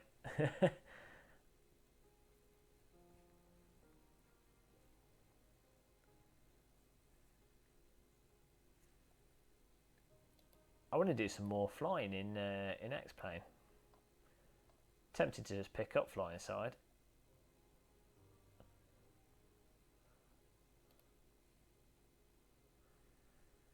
So, yeah, what I'm going to do is I'm going to stop the stream now and we'll probably come back later on. I just want to set some stuff up with the VR headsets, give things a little bit of a twiddle.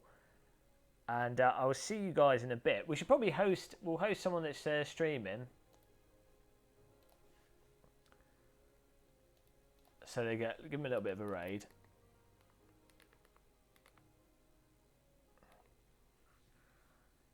I don't know if anyone else is left in their chat. I think the flight sims has put them to sleep.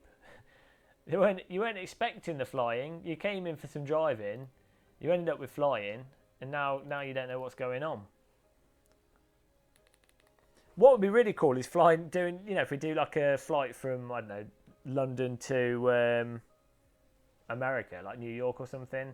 Or just do some, or if I do a flight and then do that flight in real life, obviously as a passenger because I can't afford my own personal jet plane. But it'd be cool to compare it. We could film out the window, do a side-by-side flight comparison.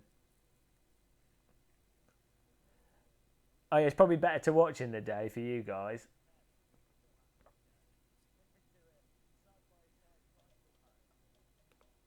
That idea of flying to the racetracks to check them out could be quite cool. It'd be interesting to see where they actually are.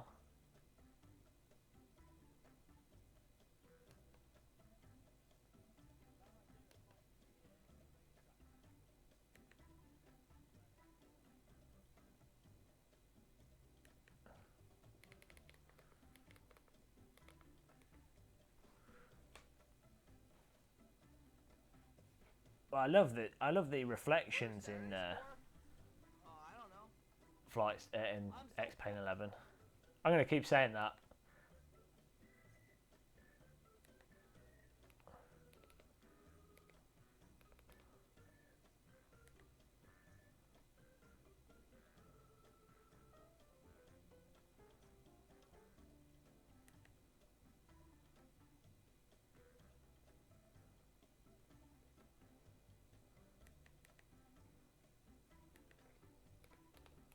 How tall are you? I'm 5'9".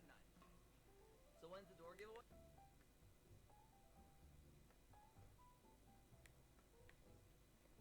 Right. I am going to host someone, and we'll probably be back later. I just want to sort some stuff out with my settings and what have you, and get things all good and rosy. Might do some more flying. I just need a cup of tea and I need a bowl of cereal.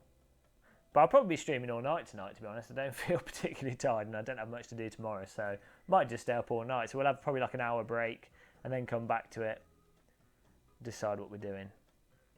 But thanks everyone that's come along to watch, and I've had fun driving with you guys that were in the servers with us as well.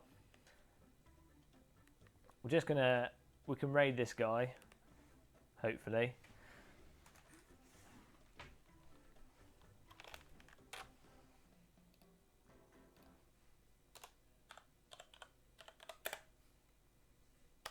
So I'll see you guys soon,